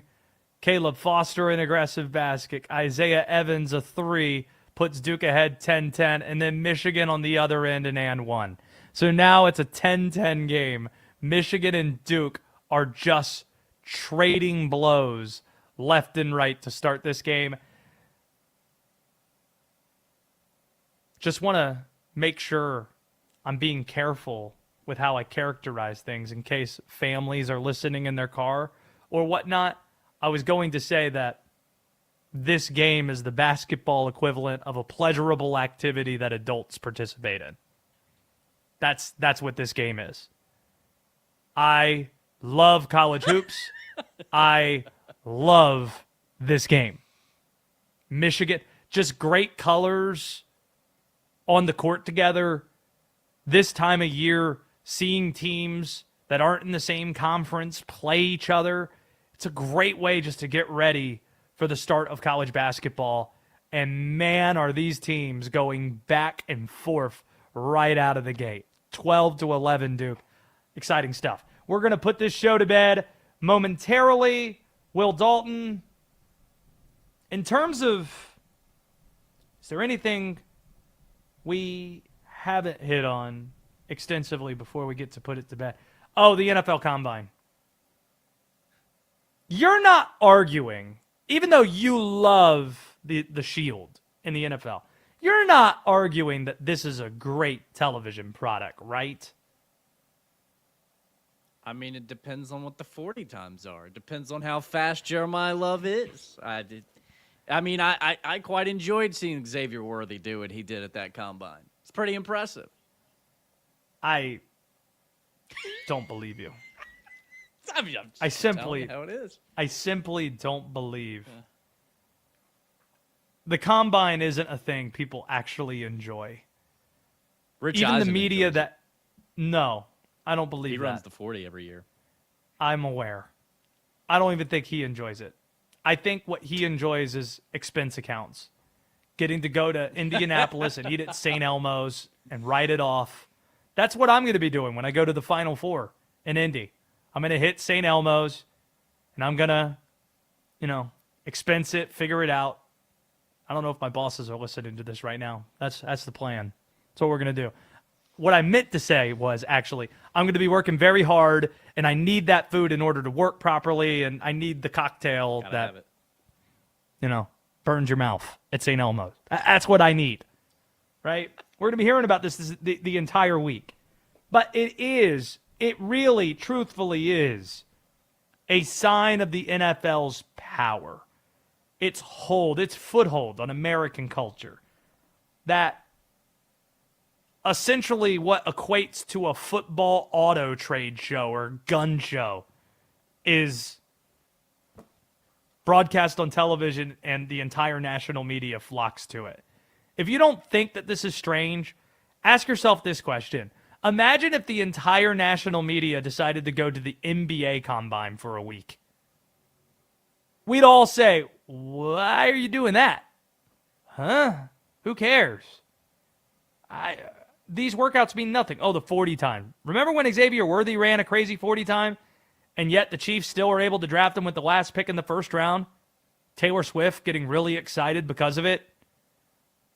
I can't believe Xavier Worthy just fell to us. Yet, we have the national NFL network broadcast, the entire national media here for it. I mean, this is the reason why the NFL feels comfortable focusing so much on growing its sport internationally, because they know that 93 of the top 100 TV shows last year were football games in terms of ratings. They know that people love the draft as a spectator event so much that cities are bidding to try to land the draft. We'll watch a schedule release in prime time when we already have the opponents, and people will watch the combine. They know they can literally put a halftime show in Spanish and 128 million people are going to watch. So, of course, they're looking to expand elsewhere because that's where there are more people to capture. We're already captured, and this is a sign of it. But it is a positive sign for the combine that everybody's in the same place. The good thing to come from the combine is coaches, GMs, media, they're all there. And when everybody's together, people talk. Rumors start. I love rumors. And interesting stories are going to come from it. So all isn't lost with the combine, but short of an injury, please don't pretend to tell me that what happens on the field matters. One last call. Let's go to Connor from the Bronx, who's calling in. Oh, wait a minute. Carter from the Bronx is calling into the show. What's one thing America has that Canada doesn't? The Second Amendment, baby. Light 'em up. That's get him out of here. Get Carter from Hey, the Bronx hey, out of here. no, hold on. Hey. Okay, stop. fine. This I'm is just your last saying. chance. Be nice. Be nice, Carter Okay, from hey. the Bronx. Oh, I came in with great vibes, great intentions tonight. Listen, Okay, I'm thank just you. saying, okay? I mean, I didn't know where you Tomorrow- were going when you said light 'em up. I don't know what "im" in that sentence was. So we got someone on the dump button and ready to hang you up, depending on the rest of this call goes. Oh, I got you. Hey, I'm just saying, if anything happened, anybody went for you, Joshy, America's going to surround you like a flock of bald eagles, all right? You know, Canada versus USA. That's where I was going with it. But tomorrow is the 1-year anniversary of my father passing away, all right? It's a very emotional day for me, and it just so happens it's the gold medal match. We grew up watching sports together. He always told me about the miracle in the 80s and all that. And how special would it be if we get that gold tomorrow for Carter's dad from the Bronx? That's outstanding. And thank you for the call. And sorry about your dad. It's good to hear from you. I hope you enjoy the game tomorrow. Carter from the Bronx. Excellent. I think there's no better way to put a bow on this show than Carter from the Bronx and putting this show to bed. So let's do that.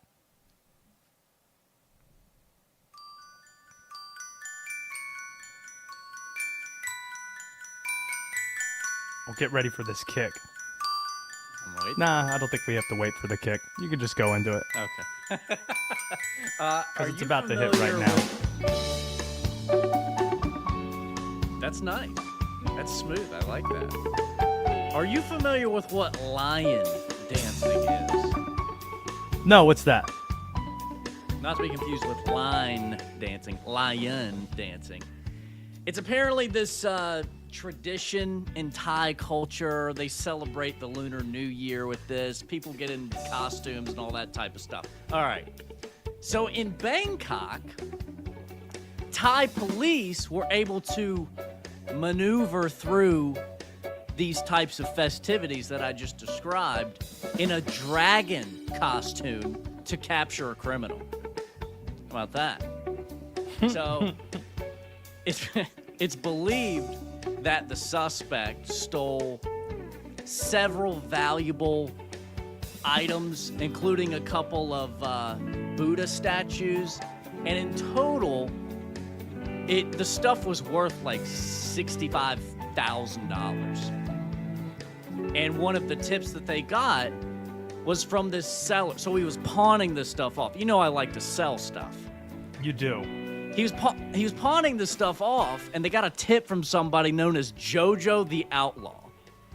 Okay. He was actually just a pawn person. But that's where they grew suspicious about where these items were coming from, and they figured that they were stolen. So what the police did were they got in dragon costumes, and they kind of danced around in this whole festival that's happening. Kind of like the opening of Spectre, James Bond, that movie with Daniel Craig. Have you been watching all the James Bond movies on Netflix? I haven't. I had already seen them. I love the Daniel. I've actually only seen the Daniel Craig James Bond movies. So you haven't watched GoldenEye or Goldfinger or No, none just of the Craigs. Just the Craigs. Why? I don't know. I like those. Those are my favorites. You haven't thought to think that the James Bonds that were made before you were born could possibly be good? The Spy Who Loved Me. Thank you. The Spy Who Loved Me. One of the best. It's just I have this thing where if I watch something that I like, I tend to watch it several times over and over. But it's James Bond. Like, it's the same thing. I know. Then why have you limited your know. scope to watching one James Bond actor over and over again? Why are you discriminating? I just haven't made the time. That's not true, because you've watched the other ones several times. Right, I made the time for them. Just didn't make the time so for it's not a goal time for issue. Brosnan, It's not a time issue. It's a prioritization issue. I mean, Sean Connery is the greatest Bond ever. Like, I don't even think anyone debates that. I don't even think it's debatable. Daniel Craig could have an argument. Daniel Craig. I don't even think he's second. I think people talk Roger Moore before they talk him. And again, I like Daniel Craig, but you don't have the right to have an opinion on it when you haven't seen any of the others not named Daniel Craig. See what I'm saying? Right, but I'll have an opinion anyway. See, he's afflicted with this. Oh, it's before I was born, thus it's not worth seeing. That's not the way I view it. Oh, it's just a coincidence then. Yeah, I just happen to like Daniel Craig quite a lot, so I rock with that. It's 1919 Duke, Michigan. They're just going back and forth, throwing haymakers at each other. All right, that's been a fun show from Will Dalton and Denton Day. My name's Josh Graham. This has been The Josh Graham Show. This is Westwood One Sports.